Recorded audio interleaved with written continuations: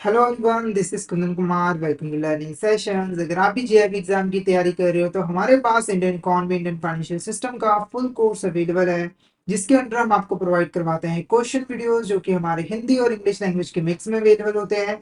इसी के साथ हम आपको mock test, mega mock test और ई पीडीएफ नोट्स भी प्रोवाइड करते हैं, जिनकी हेल्प से आप इजीली रिवीजन कर सकते हो। और ये जो हमारी लाइव क्लासेस होती हैं वो आपको रिकॉर्डेड फॉर्म में भी मिल जाती हैं। तो अगर आप सिस्टमैटिक मैनर में Indian economy, Indian financial system की प्रिपरेशन करना चाहते हो तो फटाफट से हमारे कोर्स में एनरोल कर लीजिए। हमारे जो कोर्सेज है वो इजीली एक्सेसिबल है। अगर आप एक एंड्रॉइड यूजर हो तो IITF learning centre application download कर लीजिए गूगल प्ले स्टोर से। और अगर आप एक iOS यूजर हो तो माई इंस्टीट्यूट ऐप डाउनलोड कर लीजिए ऐप स्टोर से। वहां पे आपका ऑर्गेनाइजेशन कोड यूज करना है GEGKT। तो फटाफट से इन एप्लीकेशन को डाउनलोड कर लीजिए, हमारे कोर्सेज में एनरोल कर लीजिए। और अगर आप अभी हमारे कोर्स में एनरोल करते हो तो आपको लगभग 82% का ऑफ मिल जाता है हमारे कोर्सेज पे, जिसके लिए आपको कूपन कोड यूज करना है आशीष। तो फटाफट से इस कूपन कोड का यूज करके हमारे कोर्स में एनरोल कर लीजिए। और हमारे टेलीग्राम चैनल को भी जरूर ज्वाइन कर लीजिए, क्योंकि हम उसमें एग्जाम से रिलेटेड, क्लासेस से रिलेटेड जितने भी इंपॉर्टेंट अपडेट्स हैं वो डालते रहते हैं। और अगर आपको भी किसी भी तरह की क्वेरी आती है तो आप इस चैनल पे मैसेज कर सकते हो। तो फटाफट से हमारे टेलीग्राम चैनल को ज्वाइन कर लीजिए, ताकि कोई इंपॉर्टेंट अपडेट आपसे मिस ना हो जाए। इसका लिंक आपको वीडियो के डिस्क्रिप्शन बॉक्स में मिल जाएगा। तो शुरू करते हैं आज का टॉपिक। तो आज इस लेक्चर में हम लोग Indian economy and Indian financial system से रिलेटेड कुछ इंपॉर्टेंट क्वेश्चंस को डिटेल में डिस्कस करने वाले हैं, और उससे रिलेटेड इंपॉर्टेंट कॉन्सेप्ट को भी डिस्कस करने वाले हैं। तो फटाफट से इस सेशन को शेयर कर दीजिए अपने फ्रेंड्स के साथ, कलीग्स के साथ, ताकि वो भी इस सेशन का बेनिफिट ले सके। तो फर्स्ट क्वेश्चन हमारा देखो क्या है। Which sectors are considered important for the country's development by the government of India and Reserve Bank of India. ठीक है, ऐसे सेक्टर जो कि हमारे देश की डेवलपमेंट के लिए बहुत ज्यादा जरूरी है गवर्नमेंट ऑफ इंडिया के अकॉर्डिंग, RBI के अकॉर्डिंग, उन सेक्टर्स को हम क्या कहते हैं। ऑप्शन है service sector, banking sector, priority sector या फिर नॉन प्रायोरिटी सेक्टर। तो ऑप्शन सी हमारा priority sector is the correct answer. जैसे एग्जांपल के लिए एग्रीकल्चर, एग्रीकल्चर की डेवलपमेंट करना हमारे देश की डेवलपमेंट के लिए बहुत ज्यादा जरूरी है। तो एग्रीकल्चर जो है वो हमारे प्रायोरिटी सेक्टर के अंदर जो है इंक्लूड होता है। ठीक है, तो जो RBI है वो गवर्नमेंट के बिहाफ पर स्पेसिफाई करता रहता है अपने नोटिफिकेशंस के अंदर कि कौन कौन से ऐसे सेक्टर्स हैं जिन्हें हम प्रायोरिटी सेक्टर मानते हैं, प्रायोरिटी सेक्टर के अंदर इंक्लूड करते हैं। ठीक है, नेक्स्ट क्वेश्चन देखो। In banking and finance what does term priority sector landing में। ठीक है, तो अगर हम बैंकिंग और फाइनेंस की बात करें तो प्रायोरिटी सेक्टर लैंडिंग का क्या मतलब होता है। ठीक है, तो आंसर बताने से पहले प्रायोरिटी सेक्टर लैंडिंग होता क्या है इसको एक एग्जांपल के साथ मैं यहाँ पर समझा देता हूँ। ठीक है, जैसे मैंने आपको बताया कि हमारे देश के अंदर कुछ सेक्टर्स ऐसे हैं, ठीक है, जिनकी डेवलपमेंट करना देश की डेवलपमेंट के लिए बहुत ज्यादा जरूरी है, जैसे कि एग्रीकल्चर सेक्टर हो गया। ठीक है, अब देखो इन सेक्टर्स की डेवलपमेंट करने के लिए इनको फाइनेंस प्रोवाइड करना बहुत ज्यादा जरूरी होता है। और इस चीज को देखते हुए हमारा जो RBI है वो बैंकों को क्लियर इंस्ट्रक्शन देता है कि आप जो भी टोटल लैंडिंग करते हो, आप जो भी टोटल लैंडिंग करते हो उसका एक सर्टेन परसेंटेज आपको प्रायोरिटी सेक्टर को लोन की फॉर्म में देना पड़ेगा। और इस चीज को ही हम प्रायोरिटी सेक्टर लैंडिंग कहते हैं। जैसे एग्जांपल के मान के चलो XYZ बैंक है, ठीक है, ये यहाँ पे टोटल 100 करोड़ की जो है वो लैंडिंग करता है। RBI ने बोला कि आपको आपको टोटल लैंडिंग का 10% जो है कहाँ पे लैंड करना है, हमारे प्रायोरिटी सेक्टर के अंदर, चाहे एक्सपोर्ट सेक्टर हो चाहे एग्रीकल्चर सेक्टर के अंदर। तो XYZ ने क्या किया, यहाँ पर RBI की इंस्ट्रक्शन को मानते हुए इसका 10% यानी कि 10 करोड़ किसको दे दिया, एग्रीकल्चर सेक्टर या फिर अदर प्रायोरिटी सेक्टर को। तो ये जो लैंडिंग की गई है इस बैंक के द्वारा, इसी को हम क्या कहते हैं, प्रायोरिटी सेक्टर लैंडिंग। ठीक है, अब क्वेश्चन पूछ रहा था कि प्रायोरिटी सेक्टर लैंडिंग का मतलब यहाँ पर क्या है, तो कौन सा ऑप्शन हमारा करेक्ट है। ऑप्शन ए कह रहा है जो प्रायोरिटी सेक्टर लैंडिंग है वो क्या है, government subsidy provided to banks for lending specific priority sector. तो जो हमारा प्रायोरिटी सेक्टर लैंडिंग है बेसिकली वो एक तरह की सब्सिडी है जो गवर्नमेंट के द्वारा बैंकों को प्रोवाइड की जाती है, ताकि जो बैंक है वो यहाँ पर प्रायोरिटी सेक्टर में लैंडिंग कर सके। दूसरा, A policy requiring banks to allocate a portion of their lending to specific priority sector. यानी एक पॉलिसी होती है जिसके अंदर बैंकों को अपने टोटल लैंडिंग का एक सर्टेन परसेंटेज, एक सर्टेन पोर्शन जो है प्रायोरिटी सेक्टर को लैंड करना पड़ता है। या फिर type of credit card offer to high priority customer comes under specific priority sector. A method of determining interest rate on loans provide specific. तो हमारा जो ऑप्शन बी होगा वो क्या होगा, करेक्ट आंसर होगा। तो प्रायोरिटी सेक्टर लैंडिंग बेसिकली एक पॉलिसी है जिसके द्वारा जो बैंक है वो अपने टोटल लैंडिंग का एक सर्टेन पोर्शन जो है प्रायोरिटी सेक्टर को लैंड करता है, ताकि उनकी डेवलपमेंट हो सके। नेक्स्ट क्वेश्चन देखो। Net bank credit plus investment made by banks in non SLR bond is known as. ठीक है, यानी कि हमारे बैंक का जो नेट बैंक क्रेडिट है, नेट बैंक क्रेडिट, ठीक है, उसमें अगर हम यहाँ पर जो भी नॉन एसएलआर बॉन्ड्स है जिसमें बैंक ने इन्वेस्टमेंट किया उसको ऐड कर देते हैं, तो उनको साथ में हम क्या कहते हैं? ऑप्शन है adjusted net bank credit, cash reserve ratio, credit equivalent of balance sheet exposure, या फिर बोथ ए एंड बी। तो option A adjusted net bank credit is the correct answer. अब दिमाग में क्वेश्चन आएगा कि इसको हमने क्यों पढ़ा, ये एडजस्टेड नेट बैंक क्रेडिट का क्या यूज है, credit equivalent of of balance sheet exposure का क्या यूज है? देखो, जब भी बैंक यहाँ पर प्रायोरिटी सेक्टर लैंडिंग करता है तो उसे अपनी जो टोटल लैंडिंग है उसका एक सर्टेन परसेंटेज जो है प्रायोरिटी सेक्टर को देना है, ठीक है। अब प्रायोरिटी सेक्टर को कितना पैसा लैंड करेगी बैंक, वो डिपेंड करता है उसके एडजस्टेड नेट बैंक क्रेडिट के ऊपर और credit equivalent of balance sheet exposure के अंदर। जैसे अगर मान के चलो आरबीआई ने बोला कि 10% आपको यहाँ पर प्रायोरिटी सेक्टर में देना है, तो ये 10% यहाँ पर किसका होगा, वो चीज बताता है हमारा ये दोनों चीज, ठीक है। तो देखो, किसी भी बैंक की एडजस्टेड नेट बैंक क्रेडिट और credit equivalent of balance sheet exposure, इन दोनों में से जो भी चीज हायर होगी उसका परसेंटेज जो है प्रायोरिटी सेक्टर में दिया जाएगा। जैसे अगर adjusted net bank credit bank की कितने 100 करोड़ है और credit equivalent of balance sheet exposure वो 120 करोड़ है, तो 10% किसका दिया जाएगा? 120 करोड़ का। किसका दिया जाएगा? 120 करोड़ का, यानी कि 12 करोड़ रुपीज यहाँ पर प्रायोरिटी सेक्टर में दिए जाएंगे। तो इसीलिए जब हम प्रायोरिटी सेक्टर लैंडिंग को कैलकुलेट करते हैं कि बैंक को कितना लैंड करना है प्रायोरिटी सेक्टर के अंदर, तो उससे पहले ये दो चीजें कैलकुलेट करनी होती है और इन दोनों में से जो भी हायर होता है उसका परसेंटेज जो है प्रायोरिटी सेक्टर में लैंडिंग करना पड़ता है। Next question, which of the statement is correct regarding priority sector guidance for domestic banks? अगर हम डोमेस्टिक बैंक्स की बात करें तो उसके लिए जो गाइडेंस इशू की गई है प्रायोरिटी सेक्टर लैंडिंग के लिए, कौन सी स्टेटमेंट यहाँ पर करेक्ट है? पहला, 18% of A and B C और CEO B whichever is higher should go to agriculture sector. तो ये स्टेटमेंट यहाँ पर बिल्कुल करेक्ट है। यानी कि मैं एक चीज बता दूं आपको, जो टोटल यहाँ पर प्रायोरिटी सेक्टर लैंडिंग होती है बैंक को, डोमेस्टिक बैंक की, वो होती है 40%। यानी कि उसका A and B C adjusted net bank credit या फिर credit off balance sheet exposure, credit equivalent to off balance sheet exposure, उसमें से जो भी हायर है उसका 40% उसे प्रायोरिटी सेक्टर में लैंड करना पड़ता है। उसके भी आगे पार्ट्स किए होते हैं। देखो, 40% में से 18% कहां पे जाता है? एग्रीकल्चर सेक्टर को। 7.5% कहां पे जाता है? माइक्रो इंटरप्राइजेस को। 12% जाता है वीकर सेक्शंस को, ठीक है। तो पहले ओवरऑल अगर आपसे कोई क्वेश्चन पूछे कि टोटल कितना प्रायोरिटी सेक्टर लैंडिंग है डोमेस्टिक बैंक के लिए, तो वो है 40%। उसके बाद पूछे कि एग्रीकल्चर को कितना है? 18%, माइक्रो इंटरप्राइजेस को कितना है? 7.5%, और अगर वीकर सेक्शन के बारे में पूछे तो वो होगा 12%, ठीक है। नेक्स्ट क्वेश्चन देखो, in terms of government of India gazette notification SO dated 26 June 2020 the definition of micro small medium enterprises is not correct, ठीक है। तो जो हमारा गवर्नमेंट ऑफ इंडिया है उसने एक नई नोटिफिकेशन इशू की थी 26 जून 2020 को, जिसके अंदर उसने नई डेफिनेशन दी थी कि कौन कौन सी इंटरप्राइजेस माइक्रो होगी, स्मॉल होगी और मीडियम होगी, ठीक है। तो इनमें से कौन सी ऐसी डेफिनेशन है जो कि इस नोटिफिकेशन के अकॉर्डिंग करेक्ट नहीं है? पहला, Micro enterprises investment in plant and machinery does not exceed 1 crore and turnover does not exceed 5 crore। अब एक चीज मैं आपको बता दूं, ये जो नोटिफिकेशन है ना, इसके अंदर जो क्लासिफिकेशन की गई है कि कौन सी माइक्रो एंटरप्राइज होगी, स्मॉल कौन सी होगी, मीडियम कौन सी होगी, वो की गई है दो चीजों के बेस पर। पहली है कि उसकी यहाँ पर इन्वेस्टमेंट कितनी की गई है प्लांट एंड मशीनरी के अंदर, और दूसरी उसकी टर्नओवर क्या है, ठीक है।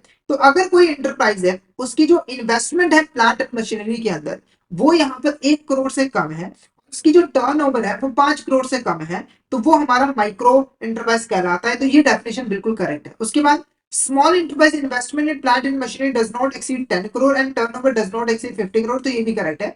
कोई भी ऐसी इंटरप्राइज जिसकी प्लांट एंड मशीनरी में जो इन्वेस्टमेंट है वो 10 करोड़ से कम है और 50 करोड़ से कम है टर्नओवर, तो वो हमारा स्मॉल में आता है। उसके बाद, medium enterprise investment in plant and machinery does not exceed 50 crore and turnover does not exceed 500 crore, तो ये गलत होगा। क्यों गलत होगा? एक चीज तो सही है, यानी कि जो मीडियम इंटरप्राइज है उसकी जो इन्वेस्टमेंट है प्लांट एंड मशीनरी में वो 50 करोड़ से ज्यादा नहीं होनी चाहिए, पर जो टर्नओवर है ना वो यहाँ पर 250 करोड़ से ज्यादा नहीं होनी चाहिए। यहाँ तो 500 करोड़ लिखा हुआ है पर ये गलत है। 250 करोड़ से अगर कम रहेगी तभी वो मीडियम इंटरप्राइज कहलाएगी। Next question, which of the statement defines primary sector? इसमें से कौन सी ऐसी स्टेटमेंट है जो प्राइमरी सेक्टर को डिफाइन करती है? तो पहले प्राइमरी सेक्टर है क्या उसका यहाँ पर मतलब समझ लेते हैं, ठीक है। तो इकोनॉमी के बारे में आपको पता है, हमारी जो इकोनॉमी, अगर हम इंडियन इकोनॉमी की यहाँ पर बात करें तो उसको हम कई बेसिस पे, जैसे नेचर हो गया, वर्किंग कंडीशन हो गया, कई सेक्टर्स में, पार्ट्स में यहाँ पर डिवाइड कर सकते हैं। तो अगर हम नेचर के बेसिस पे बात करें, अगर हम यहाँ पर नेचर की बेसिस की बात करें कि हम किस तरह की एक्टिविटीज परफॉर्म करें, तो हम अपनी इकोनॉमी को 3 सेक्टर्स में डिवाइड कर सकते हैं। पहला है प्राइमरी सेक्टर, दूसरा है सेकेंडरी सेक्टर, तीसरा है टर्शियरी सेक्टर। ये जो क्लासिफिकेशन की गई है वो नेचर ऑफ एक्टिविटीज के बेस पर की गई कि हम किस तरह की एक्टिविटी यहाँ पर परफॉर्म कर रहे हैं। ठीक है, तो जो क्वेश्चन है वो प्राइमरी सेक्टर से रिलेटेड है, तो एक बार इसका ओवरव्यू ले लेते हैं, फिर क्वेश्चन में तो हम डिटेल में यहाँ पर पढ़ेंगे। ठीक है, सबसे पहले बात करते हैं प्राइमरी सेक्टर होता क्या है। देखो, प्राइमरी सेक्टर के अंदर ऐसी एक्टिविटीज परफॉर्म की जाती है जो कि डायरेक्टली नेचुरल रिसोर्सेज का यूज करते हैं गुड्स को प्रोड्यूस करने के लिए। जैसे एग्जांपल के लिए एग्रीकल्चर के अंदर हम नेचुरल रिसोर्सेज का यूज करके गुड्स को प्रोड्यूस करते हैं। जैसे एग्जांपल के लिए हमारे यहाँ पर वाटर हो गया, हमारे यहाँ पर सॉइल हो गया। ठीक है, ये सारे नेचुरल रिसोर्सेज हैं जिनका हम डायरेक्टली यूज करके यहाँ पर गुड्स प्रोड्यूस करते हैं। तो ये हमारा क्या कहलाता है, प्राइमरी सेक्टर। सिंपल सी डेफिनेशन है, ऐसा सेक्टर जहां पर नेचुरल रिसोर्सेज का यूज करके गुड्स प्रोड्यूस की जाती है, एक्टिविटीज परफॉर्म की जाती है, वो हमारा प्राइमरी सेक्टर होता है। ठीक है, प्राइमरी सेक्टर जो है यहाँ पर रॉ मटेरियल को प्रोड्यूस करने का काम करता है ताकि सेकेंडरी सेक्टर उसको यूज कर पाए। सेकेंडरी सेक्टर ऐसा सेक्टर होता है जो कि प्राइमरी सेक्टर में जो भी गुड्स प्रोड्यूस होती है उसको as a raw material use करता है, उसको उसको मैन्युफैक्चर करके उसको फाइनल गुड्स में कन्वर्ट करता है। जैसे अगर मैं बात करूं यहाँ पर टोमेटोज की, ठीक है, तो देखो जो टोमेटो है ये उगाया गया है प्राइमरी सेक्टर के अंदर। अब ये जो टोमेटो है ये secondary sector as a raw material use करेगा और इसके ऊपर प्रोसेसिंग करके इसको टोमेटो केचप में यहाँ पर जो है वो कन्वर्ट कर देगा। तो ये जो प्रोसेसिंग का काम है, ये जो मैन्युफैक्चरिंग का काम है, ये यहाँ पर सेकेंडरी सेक्टर में किया जाता है। ठीक है, उसके बाद टर्शियरी सेक्टर क्या होता है? टर्शियरी सेक्टर ऐसा सेक्टर होता है जहां पर सर्विसेज प्रोड्यूस की जाती है। अब देखो, आप सिर्फ गुड्स से आपका काम थोड़ी चलता है। प्राइमरी सेक्टर सेकेंडरी सेक्टर तो गुड्स प्रोड्यूस करते हैं, primary sector raw material produce करता है, सेकेंडरी सेक्टर उस पर प्रोसेसिंग करके उसको फाइनल गुड्स में कन्वर्ट करता है। पर क्या आपके गुड्स के बेस पे आपका जीवन चल जाता है? नहीं चलता ना। आपको सर्विसेज की भी तो रिक्वायरमेंट होती है, जैसे एजुकेशन चाहिए, आपको हॉस्पिटैलिटी चाहिए, आपको ट्रांसपोर्टेशन सिस्टम चाहिए। तो वो सारी चीजें हमारी यहाँ पर टर्शियरी सेक्टर के अंदर जो है वो आ जाती है। ठीक है, तो आई होप आपको यहाँ पर अच्छे से क्लियर हो गया होगा। अब यहाँ पर क्वेश्चन देख लेते हैं। तो क्वेश्चन कह रहा था विच of this statement defines primary sector. तो इसमें से कौन सी ऐसी स्टेटमेंट है जो कि प्राइमरी सेक्टर को डिफाइन करती है? तो पहली statement, this sector of the economy involve direct utilization of natural resources such as agriculture and fishing. ठीक है, इस सेक्टर के अंदर हम डायरेक्टली नेचुरल रिसोर्सेज का यूज करते हैं। एग्जाम्पल एग्रीकल्चर और फिशिंग, बिल्कुल सही है। Next, this sector is responsible for providing essential raw material such as agriculture product dairy to secondary sector. तो ये भी स्टेटमेंट करेक्ट है। मैंने आपको बताया था कि प्राइमरी सेक्टर यहाँ पर रॉ मटेरियल प्रोवाइड करता है सेकेंडरी सेक्टर को। जैसे एग्जांपल के लिए एग्रीकल्चर प्रोडक्ट, ठीक है, जितने भी हमारे यहाँ पर गेहूं वगैरह उगते हैं वो सेकेंडरी सेक्टर में जाते हैं, वहां से आटा वगैरह जो है वो बनता है। ठीक है, ऐसे ही डेयरी प्रोडक्ट्स हमारे हो गए, दूध हो गया, उससे पनीर वगैरह आगे जो है सेकेंडरी सेक्टर बनाता है, रॉ मटेरियल यूज करता है। Agriculture, dairy, fishing, forestry are examples of primary sector. तो ये भी स्टेटमेंट बिल्कुल यहाँ पर करेक्ट है। तो option B is correct answer, option B is correct answer. Next question देखो, which of this statement is correct regarding tertiary sector. इसमें से कौन सी स्टेटमेंट जो है वो टर्शियरी सेक्टर के रिगार्डिंग यहाँ पर बिल्कुल करेक्ट है? पहला, it encompasses all economic activities involved in the production of services like education, healthcare, banking and communication। तो ये भी स्टेटमेंट बिल्कुल करेक्ट है। इसके बारे में ऑलरेडी मैंने आपको बता दिया है कि टर्शियरी सेक्टर के अंदर वो सभी एक्टिविटीज आती हैं जो कि सर्विसेज प्रोड्यूस करते हैं, गुड्स नहीं, services, education, health care, banking and communication. This sector focus on providing intangible services rather than producing tangible goods. तो ये बिल्कुल इजी सा यहाँ पे है, सर्विसेज इनटेंजिबल होती है तो ये सर्विसेज ही पैदा करता है। The tertiary sector plays a significant role in Indian economy and contributes maximum share of GDP। तो ये भी स्टेटमेंट बिल्कुल करेक्ट है। तो इंडियन इकोनॉमी के अंदर जो हमारा टर्शियरी सेक्टर उसका कंट्रीब्यूशन बहुत ज्यादा है, लगभग आधे से ज्यादा 52% जो कंट्रीब्यूशन है जीडीपी के अंदर वो हमारा टर्शियरी सेक्टर का होता है। तो option D, all of the above is the correct answer. Option D, all of the above is the correct answer. Next question क्या है, which of the following is a service provided by tertiary sector. तो इसमें से कौन सी ऐसी service है जो कि यहाँ पर टर्शियरी सेक्टर प्रोवाइड करता है? पहला है manufacturing goods, mining natural resources, providing education, agriculture. तो option C, providing education is the correct answer, क्योंकि जो मैन्युफैक्चरिंग ऑफ गुड्स है वो होती है सेकेंडरी सेक्टर के अंदर, जो माइनिंग होती है नेचुरल रिसोर्सेज की वो होती है प्राइमरी सेक्टर के अंदर, जो एग्रीकल्चर है वो भी यहाँ पर प्राइमरी सेक्टर के अंदर होती है। तो प्रोवाइडिंग एजुकेशन ये हमारा होता है टर्शियरी सेक्टर के अंदर।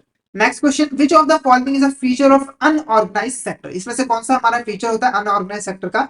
अब ये अनऑर्गेनाइज्ड सेक्टर क्या है? तो देखो, वर्किंग कंडीशन के बेसिस पे, यानी कि वर्किंग कंडीशन यहाँ पर कैसे लोगों को कैसे यहाँ पर काम मिल रहा है, उसके बेसिस पर हम इकोनॉमी को दो कैटेगरीज में, दो पार्ट्स में डिवाइड कर सकते हैं। एक होता है हमारा ऑर्गेनाइज, एक होता है हमारा ऑर्गेनाइज सेक्टर, और एक होता है हमारा अनऑर्गेनाइज सेक्टर। ठीक है, तो ये जो बेसिस है वो है वर्किंग कंडीशन के ऊपर। ऑर्गेनाइज सेक्टर ऐसा सेक्टर होता है जहां पर रेगुलर एम्प्लॉयमेंट मिलती है, फॉर्मल कॉन्ट्रैक्ट्स यहाँ पर की जाती है, प्रॉपर टर्म एंड कंडीशंस होती है एम्प्लॉयमेंट की, जितने भी सोशल सिक्योरिटी बेनिफिट्स है वो सभी यहाँ पर दिए जाते हैं। जैसे अगर कोई भी गवर्नमेंट जॉब कर रहे हो तो वो हमारा ऑर्गेनाइज सेक्टर के अंदर आ जाता है। अनऑर्गेनाइज सेक्टर वो सेक्टर होता है जहां पर जो एम्प्लॉयमेंट की टर्म एंड कंडीशन फिक्स नहीं होती है, कोई रेगुलर एम्प्लॉयमेंट नहीं मिलती है, आज काम मिला कल मिलेगा नहीं मिलेगा कोई भरोसा नहीं होता है, कोई सोशल सिक्योरिटी बेनिफिट्स नहीं मिलते, जॉब सिक्योरिटी भी काफी देखने को यहाँ पर मिलती है। तो यहाँ पर क्वेश्चन पूछ रहा था इसमें से कौन सा हमारा फीचर होता है अनऑर्गेनाइज सेक्टर का, option C lack of job security is the correct answer. Lack of job security is the correct answer. Next question क्या है, India's growth rate was slow during the first 3 decades after the independence. In 1978, Professor Raj Krishna coined the phrase to describe the slow growth of the Indian economy. ठीक है, तो जैसे ही हमारा देश आजाद हुआ उसके आगे अगले 30 सालों तक हमारी जो इकोनॉमिक ग्रोथ थी वो काफी ज्यादा स्लो थी। और इस स्लो ग्रोथ को डिस्क्राइब करने के लिए प्रोफेसर राज कृष्णा ने एक फ्रेज का यूज किया था, एक टर्म का यूज किया था। वो टर्म यहाँ पर क्या है, पहला इंडियन रेट ग्रोथ, या फिर Hindu rate of growth, Congress rate of growth, या फिर नन ऑफ द अबव। तो option B Hindu rate of growth is a correct answer. तो आजादी के 30 साल तक हमारी जो ग्रोथ थी वो लगभग 4% थी, जो काफी ज्यादा यहाँ पर कम थी। और इसको देखते हुए प्रोफेसर राजकृष्णन ने हिंदू रेट ऑफ ग्रोथ को नाम यहाँ पर दिया। Next question, regarding the international monetary fund which of the following statement is accurate. ठीक है, इसमें से कौन से ऐसे स्टेटमेंट है जो कि इंटरनेशनल मॉनेटरी फंड के रिगार्डिंग यहाँ पर करेक्ट है। तो सबसे पहले इंटरनेशनल मॉनेटरी फंड यहाँ पर है क्या, उसका मतलब समझ लेते हैं। ठीक है, तो देखो इंटरनेशनल मॉनेटरी फंड एक तरह की इंटरनेशनल इकोनॉमिक ऑर्गेनाइजेशन है जो कि इंटरनेशनल लेवल पर जो भी कंट्रीज हैं उनको डेवलप और प्रमोट करने का काम करते हैं।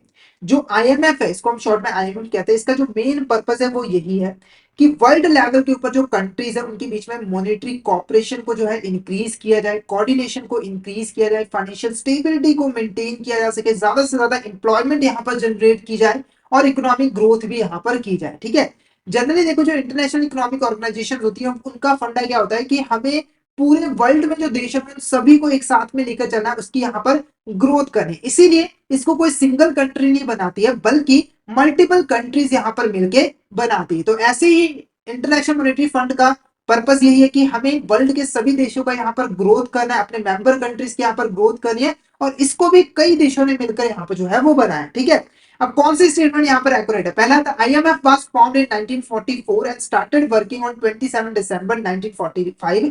तो ये स्टेटमेंट बिल्कुल करेक्ट है। इसको ब्रेटन वुड्स कॉन्फ्रेंस के अंदर जो है वो बनाया गया था 1944 को, और 1945 से इसने अपना काम करना स्टार्ट कर दिया था। इसको ग्रुप ऑफ कंट्रीज ने बनाया, तो ये मैंने ऑलरेडी आपको यहाँ पर बताया। इंडिया जो है इसका मेंबर बना था 27 दिसंबर 1945, यानी कि जब ये बना था तब इंडिया भी इसका मेंबर जो है वो बन गया था। करंटली अगर हम बात करें तो इसके टोटल 190 कंट्रीज जो है वो मेंबर है, यानी कि 190 कंट्रीज जो है वो इसको मिलकर चलाती हैं। तो यहाँ पर जो हमारा आंसर रहेगा option D is the correct answer, क्योंकि ये सभी स्टेटमेंट यहाँ पर क्या है, बिल्कुल करेक्ट है। ये सभी स्टेटमेंट बिल्कुल यहाँ पर क्या है, करेक्ट है। नेक्स्ट बात करते हैं India current IMF quota is, जो हमारा इंडिया है उसका करंट आईएमएफ कोटा क्या है। आईएमएफ कोटा का यहाँ पे मैं आपको मतलब समझा दूं, एक तरह का वोटिंग राइट्स, यानी कि किसी देश का आईएमएफ में कितना हिस्सा है, कितना कंट्रोल है, ठीक है, कितने वोटिंग राइट्स है, उसे शो करता है आईएमएफ कोटा। तो इंडिया का जो कोटा है वो यहाँ पर 2.76% है, जो कि 13 लार्जेस्ट है। 13 नंबर पे यहाँ पर इंडिया जो है वो आता है 2.75%, 76%, सबसे ज्यादा हमारा अमेरिका का है। नेक्स्ट बात करते हैं विच of the following institution is not a part of the world bank group. ठीक है, इसमें से कौन सी ऐसी इंस्टीट्यूशन है जो कि वर्ल्ड बैंक ग्रुप का पार्ट नहीं है। तो पहले वर्ल्ड बैंक ग्रुप का यहाँ पर मतलब समझ लो। तो world bank group basically 5 international economic organisation का कलेक्शन है, यानी कि 5 इंटरनेशनल इकोनॉमिक ऑर्गेनाइजेशन से मिलकर वर्ल्ड बैंक ग्रुप जो है वो बना है। और वो वर्ल्ड लेवल के ऊपर कंट्रीज को डेवलप करने का काम, गरीबी को दूर करने का काम, एम्प्लॉयमेंट जनरेट करने का काम जो है वो करता है। अब 5 वो इंटरनेशनल ऑर्गेनाइजेशन है कौन। तो पहली है international bank for reconstruction and development, जिसको हम शॉर्ट में IBRD कहते हैं। उसके बाद है इंटरनेशनल डेवलपमेंट एसोसिएशन, जिसको हम शॉर्ट में IDA, international finance corporation IFS, multilateral investment guarantee agency MIGA, या फिर international international centre for settlement of investment dispute ICSID. ठीक है, तो इनका सभी का अपना अपना एक इंपॉर्टेंट जो है उद्देश्य है, ऑब्जेक्टिव होता है। तो अगर हम इनके ऑब्जेक्टिव फंक्शंस की बात करें, तो जो international bank for reconstruction development है, ये ना वर्ल्ड की लार्जेस्ट डेवलपमेंट बैंक है। क्या है? वर्ल्ड की लार्जेस्ट डेवलपमेंट बैंक है। और वो ये मेनली यहाँ पर जो मिडिल इनकम, यहाँ पर जो मिडिल इनकम कंट्रीज होती हैं, या फिर credit worthy low income countries होती है, उनके साथ डील करता है, उनको लोन वगैरह जो है वो प्रोवाइड करता है, उनको डेवलप करता है। ठीक है, उसके बाद इंटरनेशनल डेवलपमेंट एसोसिएशन, ये जो ऑर्गेनाइजेशन है वो बेसिकली यहाँ पे जो पुअर कंट्रीज है, क्योंकि देखो ये जो ऑर्गेनाइजेशन है वो मिडिल इनकम कंट्रीज या फिर जो क्रेडिट वर्दी पुअर लो इनकम कंट्रीज है उनके साथ डील करता है। पर पुअर कंट्रीज की भी तो यहाँ पे डेवलपमेंट करनी है, तो ये जो ऑर्गेनाइजेशन आईडी है पुअर कंट्रीज की डेवलपमेंट के लिए काम करता है, उसको लॉन्ग टर्म लोन यहाँ पर प्रोवाइड करता है, इंटरेस्ट फ्री लोन यहाँ पर प्रोवाइड करता है, ताकि वो डेवलप हो सके। उसके बाद है international finance corporation. International finance corporation basically यहाँ पर प्राइवेट सेक्टर की डेवलपमेंट के लिए काम करता है, क्योंकि ये जो दो ऑर्गेनाइजेशन है वो बेसिकली गवर्नमेंट्स के साथ डील करते हैं, प्राइवेट सेक्टर का इनका कोई लेना देना नहीं होता है। पर ये जो ऑर्गेनाइजेशन है वो यहाँ पर डेवलपिंग कंट्रीज के अंदर प्राइवेट सेक्टर के अंदर इन्वेस्ट करने का काम करती है, उसको डेवलप करने का काम करती है। मल्टीलैटरल इन्वेस्टमेंट गारंटी एजेंसी, इसका काम होता है गारंटी प्रोवाइड करना, इंश्योरेंस प्रोवाइड करना। जैसे कोई भी इन्वेस्टर जब वो दूसरे देश में जाके इन्वेस्टमेंट करता है तो उसको थोड़ी सी घबराहट होती है कि उसके जो उस देश की जो गवर्नमेंट है वो उसके साथ कॉपरेट करेगी नहीं करेगी, उसका नुकसान तो नहीं हो जाएगा। तो जो मीगा है वो बेसिकली इन्वेस्टर को एक गारंटी प्रोवाइड करता है कि आप निश्चिंत होकर यहाँ पर इन्वेस्टमेंट कीजिए। ठीक है, आपको किसी भी तरह की दिक्कत नहीं होगी, गवर्नमेंट आपके साथ प्रॉपर यहाँ पर कंट्रोल करेगा। यानी कि जो गवर्नमेंट का रिस्क है या फिर जो नॉन कमर्शियल रिस्क है उसकी इंश्योरेंस प्रोवाइड करता है। International centre for settlement of investment dispute, basically अगर कोई इन्वेस्टर है उसका किसी गवर्नमेंट के साथ डिस्प्यूट हो गया है तो उसको सुलझाने का काम जो है वो ये ऑर्गेनाइजेशन है करती है। अब क्वेश्चन की तरफ देखते हैं। यहाँ पर क्वेश्चन कह रहा था विच of the following institution is not a part of world bank group. तो मैंने आपको पांचों इंस्टीट्यूशन के बारे में बता दिया है, उनके फंक्शन बता दिए हैं, तो आप आसानी से इसका आंसर यहाँ पर कर सकते हैं। तो पहला international bank for reconstruction development, तो ये ऑल है। International development association, international finance corporation, world trade organisation, तो ऑप्शन डी करेक्ट आंसर है, क्योंकि वर्ल्ड ट्रेड ऑर्गेनाइजेशन तो एक अलग इंटरनेशनल यहाँ पर ऑर्गेनाइजेशन है, वो वर्ल्ड बैंक ग्रुप का हिस्सा नहीं है, जिसके बारे में हम आगे डिटेल में डिस्कस करेंगे। नेक्स्ट क्वेश्चन देखो, which of the statement is correct regarding IBRD, यानी कि जो हमारा आईबीआरडी है इसके रिगार्डिंग कौन सी स्टेटमेंट यहाँ पर करेक्ट है? पहला, it was the world largest development bank founded in United nation monetary and financial conference in 1944। तो ये स्टेटमेंट यहाँ पर बिल्कुल करेक्ट है, ये लार्जेस्ट डेवलपमेंट बैंक है वर्ल्ड की, पूरे वर्ल्ड की, और इसको ब्रेटन वुड्स कॉन्फ्रेंस के अंदर 1944 के अंदर बनाया गया था। It provides financial support to middle income and credit worthy low income countries. तो इसके बारे में ऑलरेडी मैंने आपको बताया था। IPRD deal only with sovereign government not private players, तो ये भी मैंने आपको डिस्कस कर लिया था। तो option D all of the is correct answer. तो ये सारे के सारे जो स्टेटमेंट्स है वो बिल्कुल करेक्ट है regarding the IBRD, regarding the IBRD. Which of the following is not the function of IMF, इसमें से कौन सा ऐसा फंक्शन है जो कि आईएमएफ परफॉर्म नहीं करता? पहला है surveillance over members economic policy, तो ये एक इंपॉर्टेंट फंक्शन होता है। देखो आईएमएफ जो है वो यहाँ पर इंटरनेशनल लेवल पर मॉनेटरी कॉपरेशन बनाना चाहता है, यानी कि कंट्रीज के बीच में प्रॉपर कॉपरेशन हो, कोऑर्डिनेशन हो। इसके लिए जरूरी है कि जो हमारी मेंबर कंट्रीज है वो जो अपनी इकोनॉमिक पॉलिसीज बनाए वो आईएमएफ की जो पॉलिसीज है, स्ट्रेटजीज है, उसके अकॉर्डिंग हो। तो आईएमएफ यहाँ पर निगरानी रखता है, और जैसे ही किसी मेंबर की इकोनॉमिक पॉलिसीज अलग हो जाती हैं, ठीक है, कंफ्लिक्ट होने लग जाता है, तो उसको बताता है कि आप इसमें थोड़ा सा सुधार करो। Financing temporary balance of payment, अगर यहाँ पर किसी देश को टेम्परेरी फाइनेंस की जरूरत है तो उसको भी प्रोवाइड करने का काम जो है वो आईएमएफ करता है। नेक्स्ट है combating poverty in low income countries, तो जो लो इनकम कंट्रीज है वहां पर जो पॉवर्टी है उसको भी खत्म करने का काम जो है वो करता है। नेक्स्ट है to provide loan to private sector, तो ये काम हमारा आईएमएफ का नहीं होता, क्योंकि ये तो हमारा जो है प्राइवेट सेक्टर के साथ डील ही नहीं करती है। नेक्स्ट हमारा क्वेश्चन क्या है? Dash is responsible for delivering long term interest free loans to world poorest countries. तो इसका आंसर आपको मिल गया, option B international development association is the correct answer. ये जो है वो मिडिल इनकम और credit worthy low income countries के साथ डील करती है, और ये जो है वो पुअरेस्ट कंट्रीज के साथ डील करती है। इंटरनेशनल फाइनेंस कॉर्पोरेशन ये प्राइवेट सेक्टर के साथ डील करती है, और वर्ल्ड ट्रेड ऑर्गेनाइजेशन तो हालांकि वो ट्रेड के साथ डील यहाँ पर करती है। नेक्स्ट क्वेश्चन हमारा क्या है यहाँ पर? MIGA encourages foreign direct investment into developing countries by protecting investor against, ठीक है। तो मैंने आपको बताया था कि जो मीगा है वो बेसिकली इन्वेस्टर को एक तरह की इंश्योरेंस प्रोवाइड करता है, गारंटी प्रोवाइड करता है कि उसको किसी भी तरह की यहाँ पर दिक्कत नहीं होगी, ठीक है। तो क्या मीगा सभी तरह के रिस्क के लिए इंश्योरेंस प्रोवाइड करता है? तो मेरा आंसर है नहीं। क्यों नहीं? जो कमर्शियल रिस्क है ना उसके लिए कोई गारंटी नहीं। देखो कमर्शियल रिस्क तो फेस करने पड़ेगा, अपने देश में बिजनेस करो या किसी दूसरे देश में जाके इन्वेस्टमेंट करो तो कमर्शियल रिस्क तो आपको फेस करना ही पड़ेगा। बाकी नॉन कमर्शियल रिस्क और जो पॉलिटिकल रिस्क है उसकी गारंटी यहाँ पर आपको मेगा दे रहा है कि गवर्नमेंट किसी भी तरह का आपके साथ बदसलूकी नहीं करेगी, आपके साथ प्रॉपर तरीके से यहाँ पर डील करेगी, ठीक है। तो जो इंश्योरेंस यहाँ पर दी जाती है, जो प्रोटेक्शन दी जाती है वो हमारे नॉन कमर्शियल पॉलिटिकल रिस्क के लिए यहाँ पर दी जाती है। तो ऑप्शन बी हमारे यहाँ पर क्या होगा? Correct answer. ऑप्शन बी हमारे यहाँ पर क्या होगा? करेक्ट आंसर रहेगा। नेक्स्ट क्वेश्चन हमारा क्या है? Function of WTO includes. तो हमारा जो डब्ल्यूटीओ है यानी कि जो वर्ल्ड ट्रेड ऑर्गेनाइजेशन है उसके क्या फंक्शन होते हैं? तो सबसे पहले डब्ल्यूटीओ है क्या उसके बारे में समझ लेते हैं। तो देखो जो डब्ल्यूटीओ है वो बेसिकली वर्ल्ड की लेवल के ऊपर, वर्ल्ड लेवल के ऊपर जो हमारा ट्रेड है उसको प्रमोट करती है, उसको फैसिलिटेट करती है, उसको रेगुलेट करती है। देखो हर कंट्री ट्रेड करना चाहती है दूसरी कंट्री के साथ, ठीक है, और हर कंट्री अपना बेनिफिट चाहती है।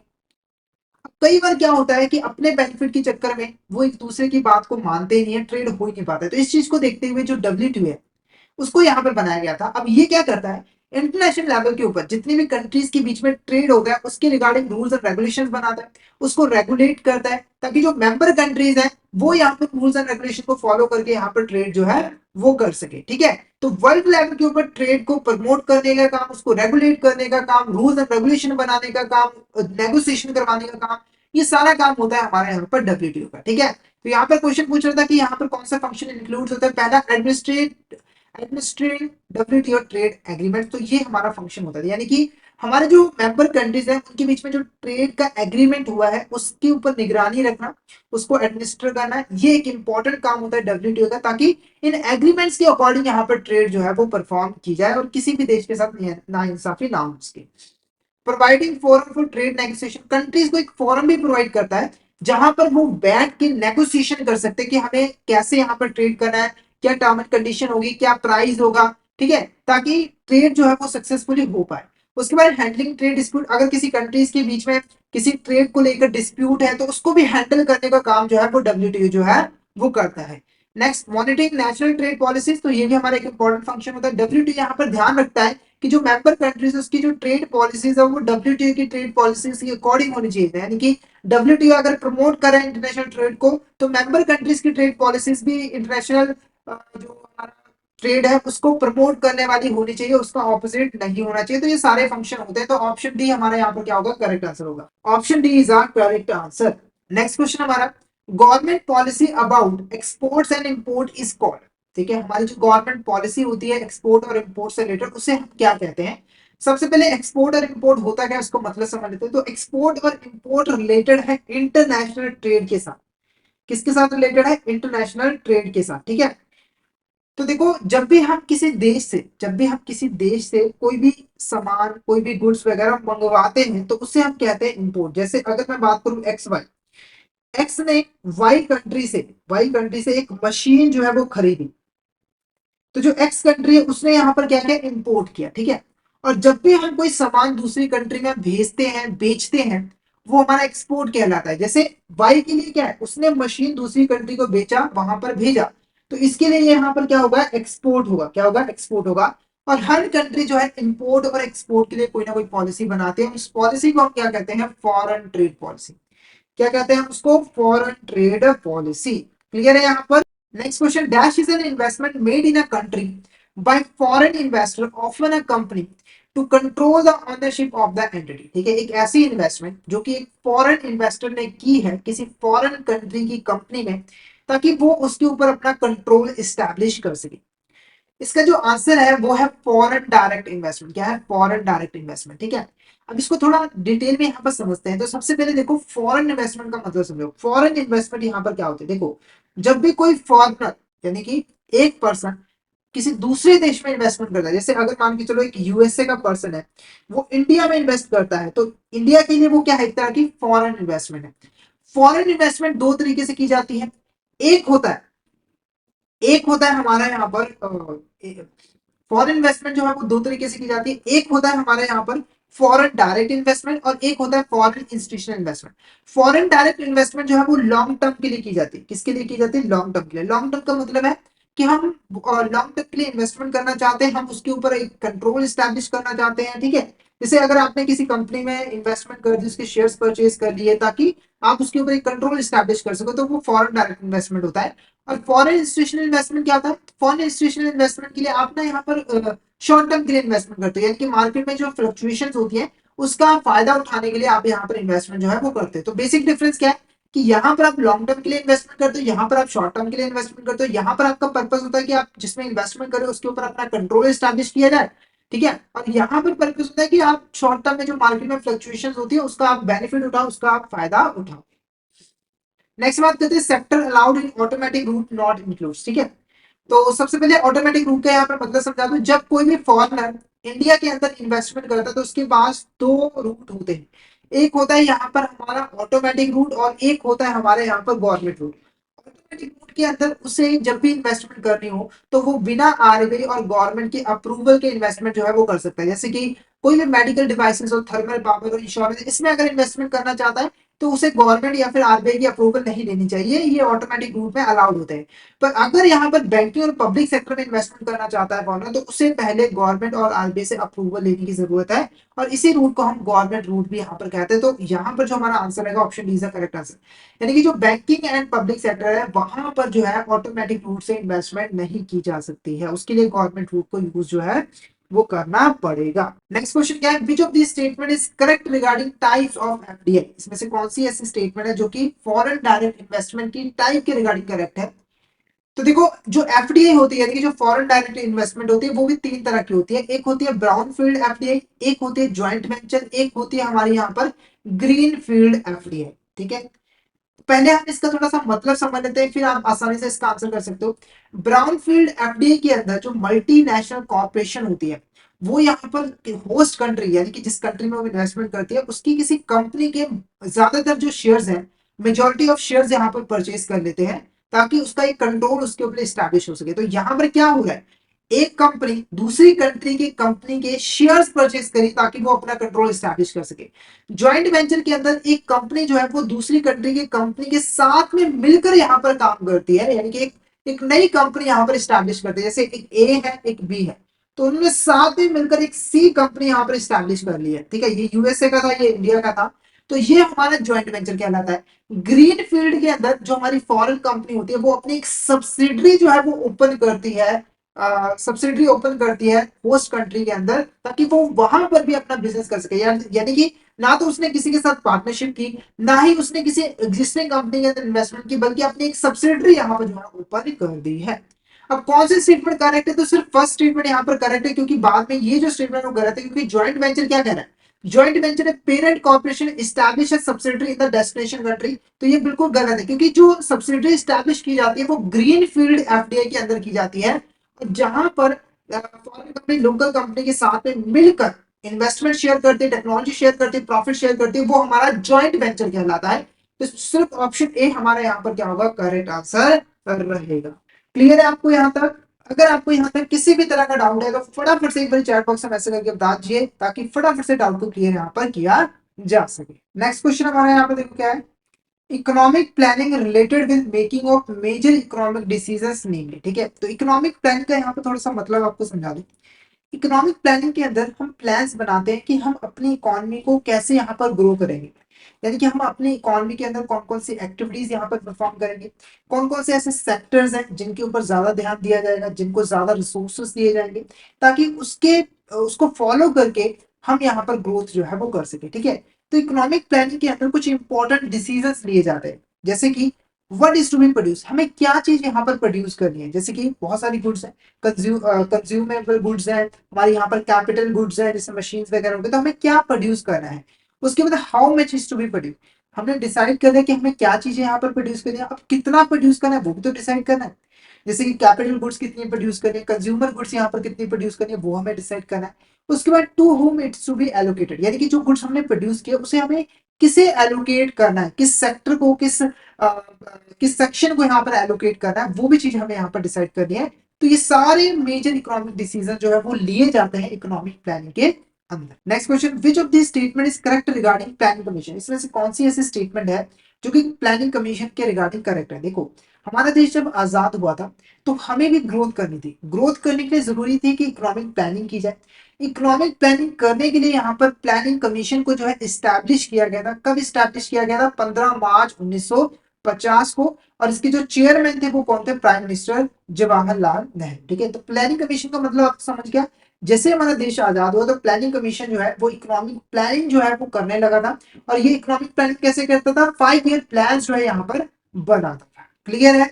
It was an institution in the government of India responsible for formulating countries 5 year plan. तो ये भी स्टेटमेंट क्या है? बिल्कुल करेक्ट है। ये इंडिया के लिए 5 ईयर प्लान जो है वो बनाता था। The plans are formulated by Planning Commission for approved for implementation by the National Development Council। तो ये भी स्टेटमेंट बिल्कुल करेक्ट है। प्लानिंग कमीशन का काम था प्लान को सिर्फ बनाना, उसको अप्रूव और इंप्लीमेंट करने का जो काम था वो था हमारा नेशनल डेवलपमेंट काउंसिल। ठीक है, उसके बाद national development council is chaired by president. तो ये स्टेटमेंट गलत है क्योंकि नेशनल डेवलपमेंट काउंसिल के जो चेयरपर्सन होते थे वो हमारे प्राइम मिनिस्टर होते थे उस समय, जवाहरलाल नेहरू। ठीक है, तो हमारा जो आंसर रहेगा वो option B is the correct answer. तो पहली 3 स्टेटमेंट तो करेक्ट है प्लानिंग कमीशन के रिगार्डिंग, पर चौथी स्टेटमेंट यहाँ पर गलत है। नेक्स्ट क्वेश्चन देखो, which of this statement is correct regarding NITI Aayog? इसमें से कौन सी यहाँ पर स्टेटमेंट जो है वो करेक्ट है नीति आयोग के रिगार्डिंग? तो पहले नीति आयोग का मतलब यहाँ पर थोड़ा सा समझ लो। नीति आयोग है क्या? देखो, 2015 के अंदर जो प्लानिंग कमीशन थी उसको हटा दिया गया था, उसकी जगह पर नीति आयोग को जो है वो लेकर आया गया था। अब जो नीति आयोग थी वो प्लानिंग कमीशन से काफी डिफरेंट है, क्योंकि जो नीति आयोग है वो यहाँ पर इकोनॉमिक प्लानिंग करती नहीं है, बल्कि वो गवर्नमेंट की हेल्प करती है इकोनॉमिक प्लानिंग करने में। प्लानिंग कमीशन क्या करता था? वो इकोनॉमिक प्लानिंग करता था, 5 ईयर प्लान बनाता था। पर जो नीति आयोग है वो सिर्फ और सिर्फ एक थिंक टैंक के तरीके से काम करता है, यानी कि गवर्नमेंट के लिए सोचने का काम करता है, गवर्नमेंट को रिकमेंडेशन देता है कि वो एक अच्छी इकोनॉमिक प्लानिंग जो है वो बना पाए। ठीक है, नीति आयोग को बनाया गया था 1 जनवरी 2015 को, जिसके लिए यूनियन कैबिनेट के अंदर एक रेजोल्यूशन पास किया गया था। और इसके जो चेयरपर्सन है वो कौन है? Prime minister of India. It serves the principal policy think tank. तो इसके बाद मैंने आपको बताया कि ये एक तरह का थिंक टैंक है, गवर्नमेंट के लिए सोचने का काम करता है, सोच के गवर्नमेंट को बताता है कि हम किस तरीके से इकोनॉमिक प्लानिंग करें कि हमारे यहाँ पर डेवलपमेंट हो सके। NITI Aayog provides valuable guidance and policy recommendation to the government. तो ये भी स्टेटमेंट बिल्कुल करेक्ट है। वैल्यूएबल गाइडेंस प्रोवाइड करता है, पॉलिसी रिकमेंडेशन प्रोवाइड करता है कि आप इस तरीके से पॉलिसीज यहाँ पर बनाएं। It offers essential technical support to both central state government. तो ये काफी इंपॉर्टेंट पॉइंट है कि जो नीति आयोग है वो स्टेट गवर्नमेंट और सेंट्रल गवर्नमेंट दोनों के लिए यहाँ पर जो है वो काम करता है, उन दोनों को ही सपोर्ट जो है वो प्रोवाइड करता है। ठीक है, तो ऑप्शन डी हमारा यहाँ पर क्या होगा? करेक्ट आंसर होगा। Option D is the correct answer. Next question देखो, which of this is a feature of team India hub? ठीक है, तो हमारा जो नीति आयोग है इसके यहाँ पर 2 हब है, जिसमें से एक इंपॉर्टेंट हब है team India hub. Team India hub का जो मेन काम है वो यही है कि जो सेंट्रल और स्टेट गवर्नमेंट है उसके बीच में प्रॉपर कोऑर्डिनेशन बिठाया जाए, कॉपरेशन बिठाया जाए, ताकि वो साथ में मिलकर प्रॉपर इकोनॉमिक प्लान कर सके और देश की ग्रोथ यहाँ पर हो सके। ठीक है, NITI Aayog team India facilitate coordination between central state government. तो ये स्टेटमेंट बिल्कुल करेक्ट है, ये हमारा फीचर होता है टीम इंडिया हब का। The team India hub promotes cooperative governance through effective communication. अब ये जो कोऑर्डिनेशन बिठाता है टीम इंडिया हब, कैसे बिठाता है? तो प्रॉपर कोऑर्डिनेशन, प्रॉपर कम्युनिकेशन के साथ वो सेंट्रल और स्टेट गवर्नमेंट के बीच में प्रॉपर कम्युनिकेशन करवाता है, एक कम्युनिकेशन चैनल के तरीके से काम करता है, ताकि किसी भी तरह का डाउट ना हो, किसी भी तरह की यहाँ पर कंफ्यूजन ना हो, और प्रॉपर कोऑर्डिनेशन के साथ यहाँ पर काम जो है वो किया जा सके। It foster collaboration and coordination to align state involvement with the national goals. ठीक है, तो ये कोलैबोरेशन और कोऑर्डिनेशन बिठाता है ताकि जो स्टेट गवर्नमेंट है वो यहाँ पर नेशनल गोल्स के साथ अलाइन हो सके, यानी कि जो स्टेट गवर्नमेंट के गोल्स है और जो हमारे नेशनल गोल्स हैं वो एक दूसरे से के साथ अलाइन कर सके, एक दूसरे के ऑपोजिट बिल्कुल भी ना हो सके। तो all of the above is the correct answer. ये सारे के सारे हमारे यहाँ पर फीचर होते हैं टीम इंडिया। नेक्स्ट क्वेश्चन हमारे क्या, विच of this statement is correct regarding the pillars of NITI Aayog? ठीक है, तो जो हमारा नीति आयोग है उसके यहाँ पर काफी सारे पिलर्स हैं, तो कौन सी स्टेटमेंट यहाँ पर करेक्ट नहीं है? पहला, pro people accomplish the needs for society and it's people. ठीक है, तो जो प्रो पीपल पिलर है वो बेसिकली हमारी जो सोसाइटी है और जो पीपल है उसकी नीड्स को पूरा करने की कोशिश करता है। तो ये स्टेटमेंट बिल्कुल यहाँ पर करेक्ट है। Participation involve participation of all citizen. जो पार्टिसिपेशन पिलर है वो फोकस करता है कि जितने भी सिटीजन हैं मेल फीमेल सभी यहाँ पर पार्टिसिपेट करें इकोनॉमिक प्लान के अंदर। Empowering its provide equal opportunity to all specially to the youth of the country. तो ये स्टेटमेंट गलत है, क्योंकि एम्पावर का मतलब है कि हमें एम्पावर करना, पावर प्रोवाइड करनी है हमारे यूथ को इक्वल अपॉर्चुनिटी के लिए। हमारा जो इक्वालिटी पिलर है वो यहाँ पर काम करता है। उसके बाद है inclusion of all, inclusion of all includes all citizen irrespective of their gender race and caste. तो जो इंक्लूजन बेसिकली पिलर है वो डील करता है कि सभी लोग यहाँ पर इंक्लूड किए जाए देश के अंदर, ठीक है। Dash is the social science that studies how individual, business, government and societies allocate scarce resources to satisfy unlimited wants and needs, ठीक है। तो ऐसे सोशल साइंस जो कि इस चीज को स्टडी करती है कि जो इंडिविजुअल है, बिजनेस है, वो अपने स्कार्स रिसोर्सेज को कैसे यूज करते हैं अपने अनलिमिटेड वांट्स और नीड्स को फुलफिल करने के लिए। ऑप्शन है sociology, option B psychology, economics या फिर एंथ्रोपोलॉजी। तो option C economics is are correct answer. तो इकोनॉमिक्स के अंदर बेसिकली हम अपनी जो इकोनॉमी है उसको यहाँ पर स्टडी करते हैं कि उसके अंदर प्रोडक्शन कैसे की जा रही है, कंजम्पशन कैसे हो रही है, डिस्ट्रीब्यूशन यहाँ पर कैसे की जा रही है, ताकि पता लगाया जा सके कि हम अपने रिसोर्सेज को कैसे बेहतर तरीके से यूज करें कि हमें ज्यादा से ज्यादा जो जरूरतें हैं वो यहाँ पर पूरी हो सके। क्लियर है। नेक्स्ट क्वेश्चन बात करते हैं, विच of the following is a feature of economics. इसमें से कौन सा हमारा यहाँ पर फीचर होता है इकोनॉमिक्स का। पहला देखो, it is concern with the study of economic problem at the level of economy as whole and individual. तो ये हमारा बिल्कुल फीचर होता है। तो जो इकोनॉमिक्स होता है उसका जो मेन पर्पज होता है वो यही होता है कि इकोनॉमिक प्रॉब्लम को अच्छे तरीके से स्टडी किया जाए ताकि उसको सॉल्व किया जाए। अभी जो इकोनॉमिक प्रॉब्लम होती है इसको एज अ होल यानी कि इकोनॉमी के लेवल पे भी स्टडी किया जाता है और इंडिविजुअल लेवल पे भी यहाँ पे जो है स्टडी किया जाता है। सिंपल भाषा में कहूँ तो एक इंडिविजुअल पर्सन कैसे रिसोर्सेज को यूज कर रहा है वो भी स्टडी किया जाता है। एक पूरा का पूरा देश कैसे यहाँ पर रिसोर्सेज को यूज कर रहा है, कौन सी इकोनॉमिक प्रॉब्लम है, उस चीज को भी यहाँ पर स्टडी करता है। The term economy originates from the Greek word economia. जो टर्म है हमारी इकोनॉमी ये यहाँ पर ओरिजिनेट हुई है ग्रीक वर्ड से जिसका नाम है इकोनॉमिया, जिसके अंदर ओक्योस का मीनिंग होता है होम एंड निमीन का मतलब होता है मैनेजमेंट। इसका पूरा नाम क्या है, हाउस होल्ड मैनेजमेंट। तो ये भी हमारा फीचर होता है। तो all of the above is the correct answer. तो ये क्वेश्चन सिर्फ मैंने आपको इकोनॉमिक्स का थोड़ा और अच्छे से समझाने के लिए ये क्वेश्चन यहाँ पर लिया था। आई होप आपको इकोनॉमिक्स क्या है, क्या काम करती है, वो यहाँ पर अच्छे से क्लियर जो है हो गया होगा, ठीक है। अब देखो इकोनॉमिक्स की जरूरत क्यों पड़ी है ये भी मैं आपको थोड़ा सा बता दूं। हमारे पास जो रिसोर्सेज होते हैं, हमारे पास जो रिसोर्सेज होते हैं वो लिमिटेड होते हैं और हमारी जो वांट्स होती है, हमारी जो नीड्स होती है वो अनलिमिटेड होती है। इसीलिए हमें क्या करना होता है, अपने रिसोर्सेज को केयरफुली समझदारी के साथ यूज करना होता है ताकि हमारी वांट्स ज्यादा से ज्यादा फुलफिल हो पाए, ठीक है। और इस पर्पस को ही पूरा करने के लिए इकोनॉमिक्स का यूज जो है वो किया जाता है क्योंकि वो अच्छे तरीके से स्टडी करती है और हमें ऑप्टिमल सोल्यूशन जो है वो प्रोवाइड करती है। नेक्स्ट क्वेश्चन देखो, which of the statement is not correct regarding the Robins definition of economics, ठीक है। तो इकोनॉमिक्स की यहाँ पर कई सारे इकोनॉमिस्ट ने डेफिनेशन दी है जिसमें से एक इकोनॉमिस्ट है रॉबिन्सन। इन्होंने यहाँ पर इकोनॉमिक्स से एक डेफिनेशन दी थी जिसको हम स्कार्सिटी की भी डेफिनेशन यहाँ पर कहते हैं, ठीक है। तो ये क्वेश्चन पूछ रहा है कि जो रॉबिन्सन ने यहाँ पर डेफिनेशन दी थी कौन सी ऐसी स्टेटमेंट है जो उस डेफिनेशन के रिगार्डिंग करेक्ट है, सॉरी नहीं करेक्ट है, ठीक है। पहला है बॉन्ड्स आर अनलिमिटेड। तो ये स्टेटमेंट बिल्कुल करेक्ट है।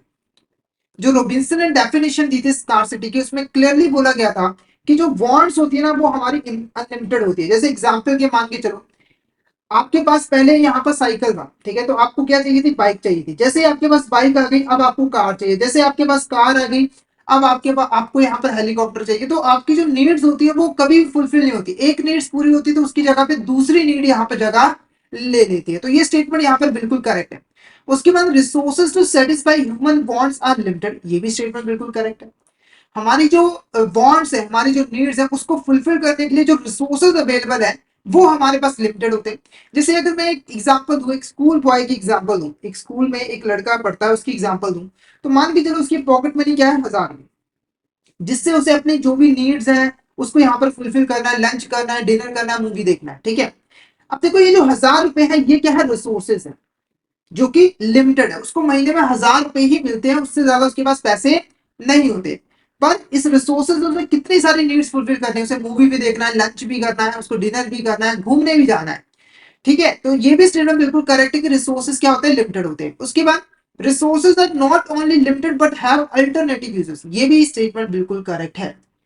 जो रिसोर्सेज है वो तो लिमिटेड है, ये तो एक प्रॉब्लम है, साथ के साथ ना उन रिसोर्सेज का आप मल्टीपल तरीके से यूज कर सकते हो। जैसे 1000 रुपए है तो यहाँ पर इससे स्टूडेंट मूवी देख सकता है, घूमने जा सकता है, यहाँ पर लंच करवा सकता है अपने दोस्तों को, ठीक है। तो ये रिसोर्सेज को हम अलग अलग तरीके से यहाँ पर यूज कर सकते हैं, तो हमें चॉइस करने की जो है यहाँ पर जरूरत पड़ती है कि इस समय हमें कौन सी नीड को जो है वो फुलफिल करना है, ठीक है।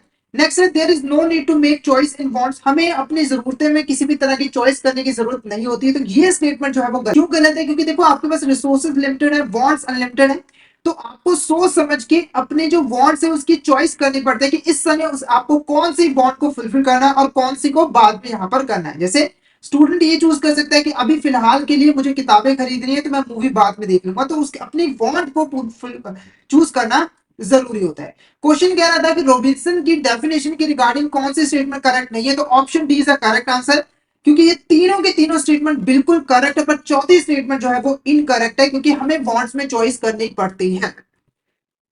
Next question, which branch of economic study how individual firms and house make decision about production and consumption. तो इस क्वेश्चन का आंसर देने से पहले मैं आपको बता दूं कि हमारी जो इकोनॉमिक्स होती है, हमारी जो इकोनॉमिक्स होती है उसकी दो ब्रांचेस होते हैं। क्या होते हैं? दो ब्रांचेस होते हैं।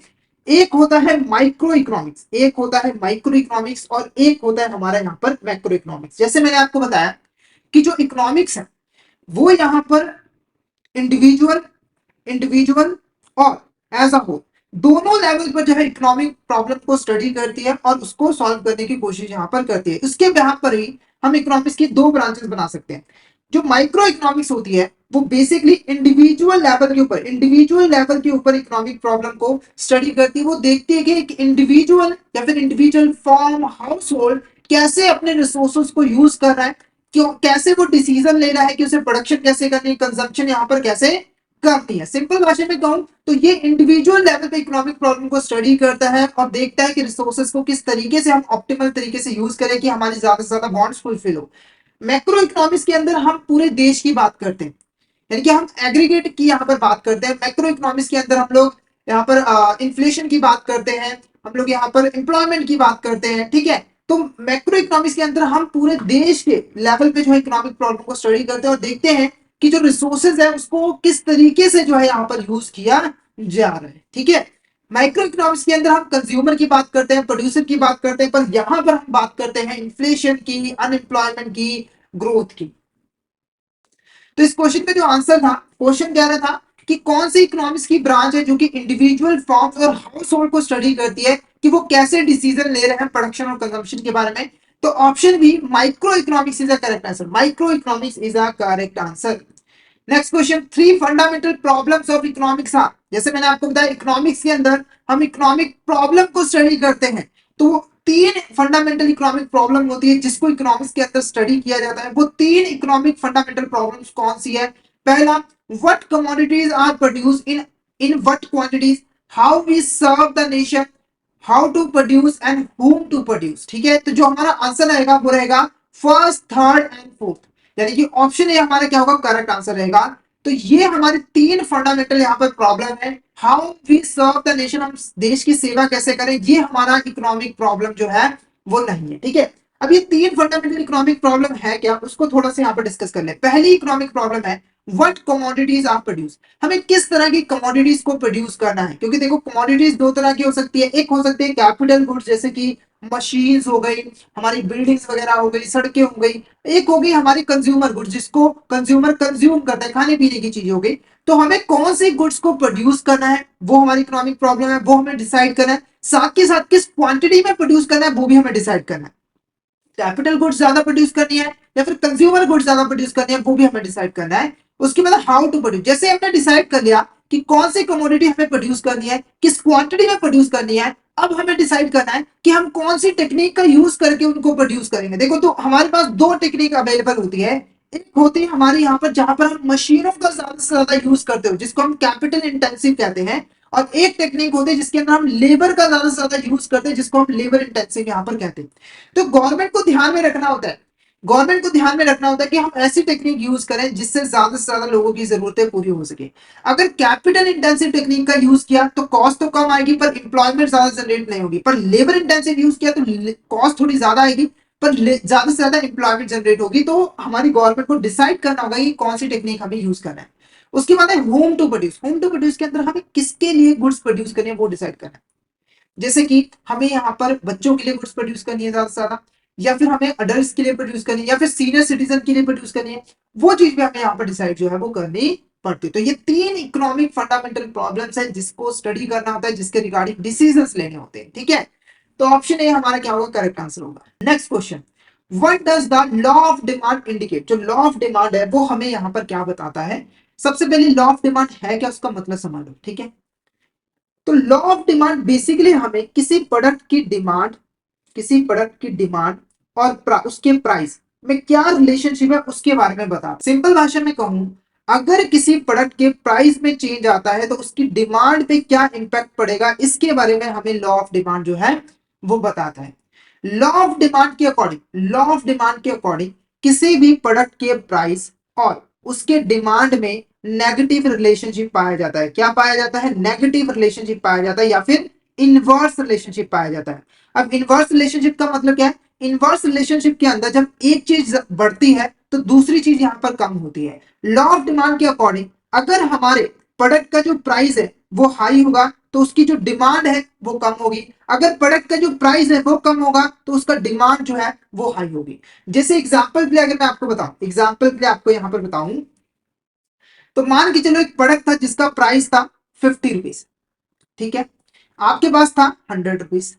तो आप यहाँ पर दो प्रोडक्ट यहाँ पर बाय कर लेते थे, पर जैसे इसका प्राइस जो है वो 100 हो गया, अब आप सिर्फ और सिर्फ एक प्रोडक्ट यहाँ पर बाय कर सकते हो।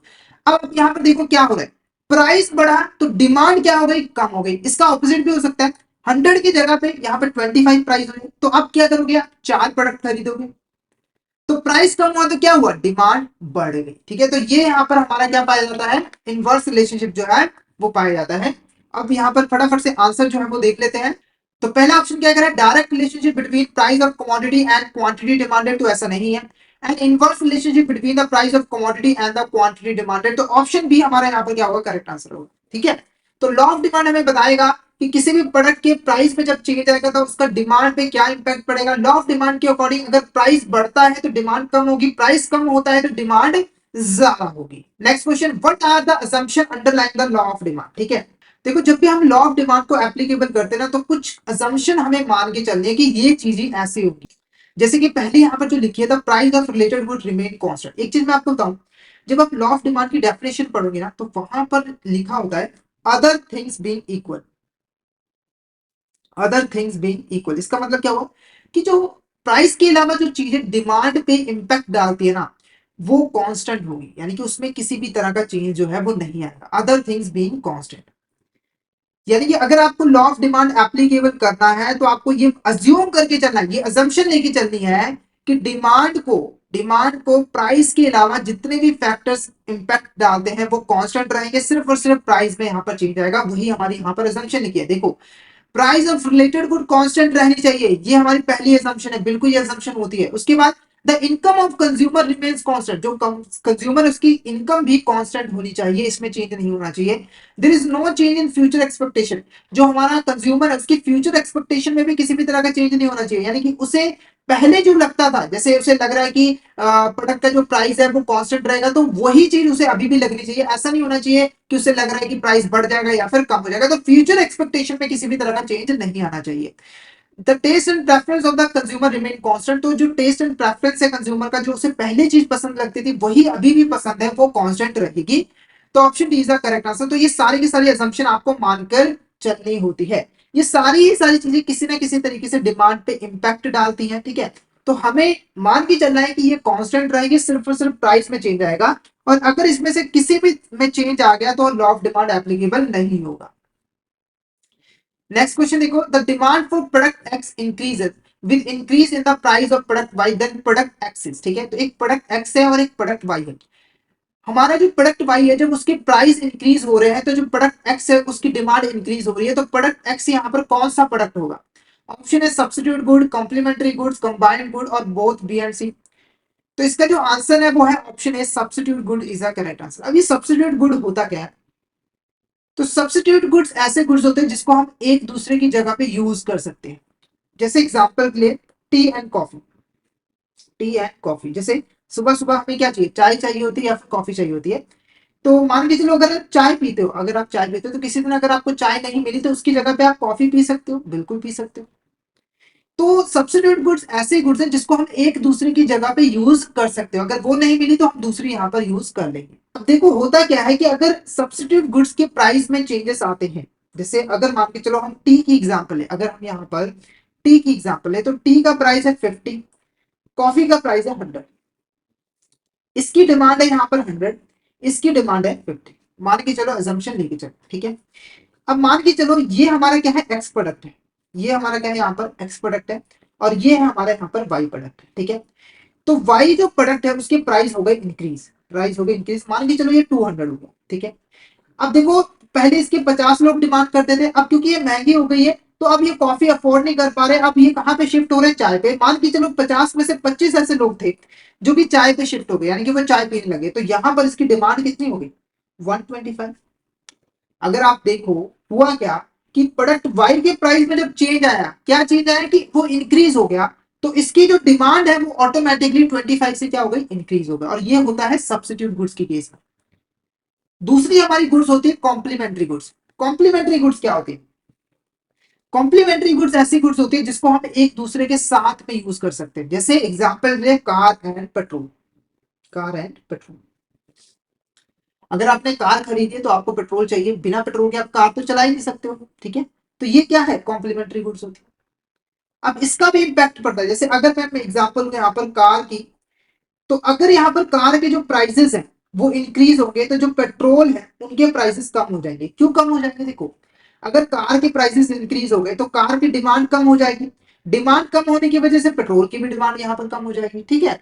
तो कई बार क्वेश्चन ऐसे घुमा के आ जाता है, तो आपको पता होना चाहिए कि कॉम्प्लीमेंट्री गुड्स में अगर चेंज आता है तो क्या इम्पैक्ट पड़ेगा, सब्स्टिट्यूट गुड्स में चेंज आएगा तो क्या इम्पैक्ट पड़ेगा, ठीक है। तो कॉम्प्लीमेंट्री गुड्स के अंदर जो रिलेशनशिप होता है वो डायरेक्ट होता है, पॉजिटिव होता है, यानी कि अगर एक चीज इंक्रीज हुई है तो दूसरी चीज यहाँ पर डिक्रीज हो जाए, मतलब कि अगर प्राइस इंक्रीज हुआ तो डिमांड यहाँ पर डिक्रीज हो जाएगी। नेक्स्ट हमारा क्या है, increase in demand can occur due to, जो हमारा प्रोडक्ट का डिमांड है, सर्विसेज की डिमांड है, वो किस वजह से अकर हो सकती है, इंक्रीज हो सकती है। पहला है increase in income of the consumer, बिल्कुल।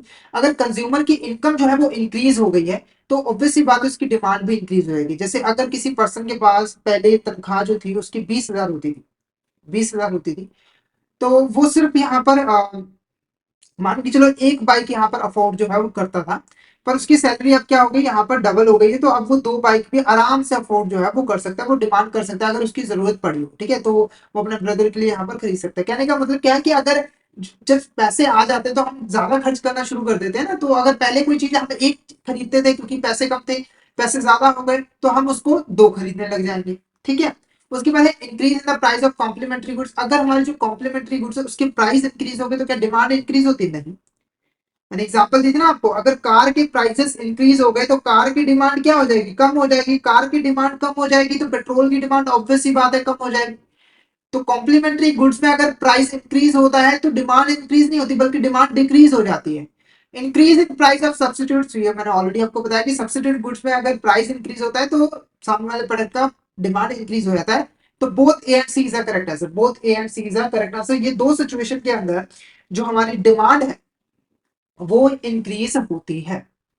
नेक्स्ट क्वेश्चन देखो, the law of supply state that all other factors be equal as the price of goods or service increases the quantity of goods or service that supplier offer will, ठीक है।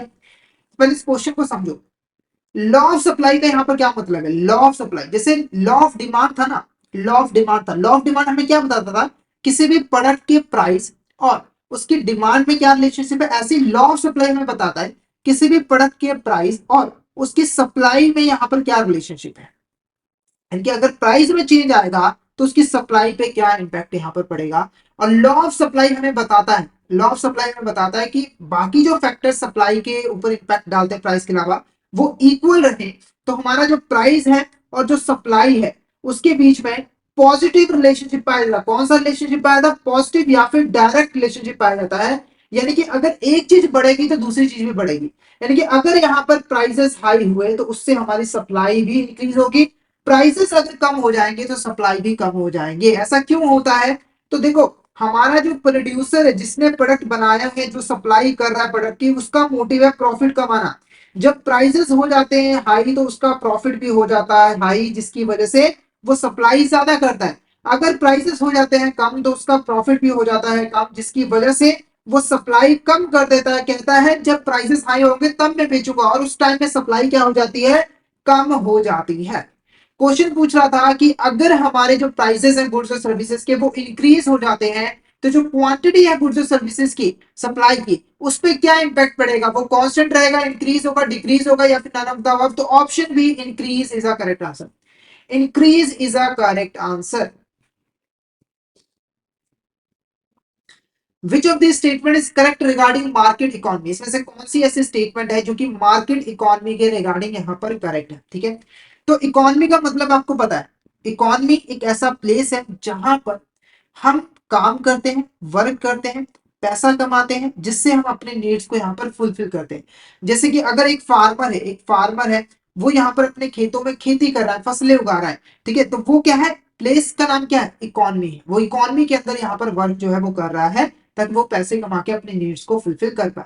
अब जो economy होती है वो mainly यहाँ पर three types की होती है, जिसमें से एक टाइप होती है मार्केट इकोनॉमी। ठीक है, मार्केट इकोनॉमी के अंदर ज्यादातर जो कंट्रोल होता है वो प्राइवेट सेक्टर के हाथ में होता है। यानी कि कौन सी गुड्स प्रोड्यूस करनी है, कितनी क्वांटिटी में प्रोड्यूस करनी है, कौन सी टेक्निक यूज करनी है, किसके लिए गुड्स प्रोड्यूस करनी है, वो सारे डिसीजन कौन लेता है? हमारा यहाँ पर प्राइवेट सेक्टर होता है, और गवर्नमेंट का बहुत कम कंट्रोल यहाँ पर होता है। जैसे एग्जाम्पल के हमारे यूएसए, वो हमारी क्या है यहाँ पर? मार्केट इकोनॉमी, जहां पर हमारे जो इंटरप्रेन्योर्स होते हैं, बिजनेसमैन होते हैं, उनका बोलबाला होता है। ठीक है, अब कौन सी स्टेटमेंट यहाँ पर करेक्ट है? पहला, it is an economy in which all economic decisions are taken by private sector, तो ये स्टेटमेंट बिल्कुल करेक्ट है।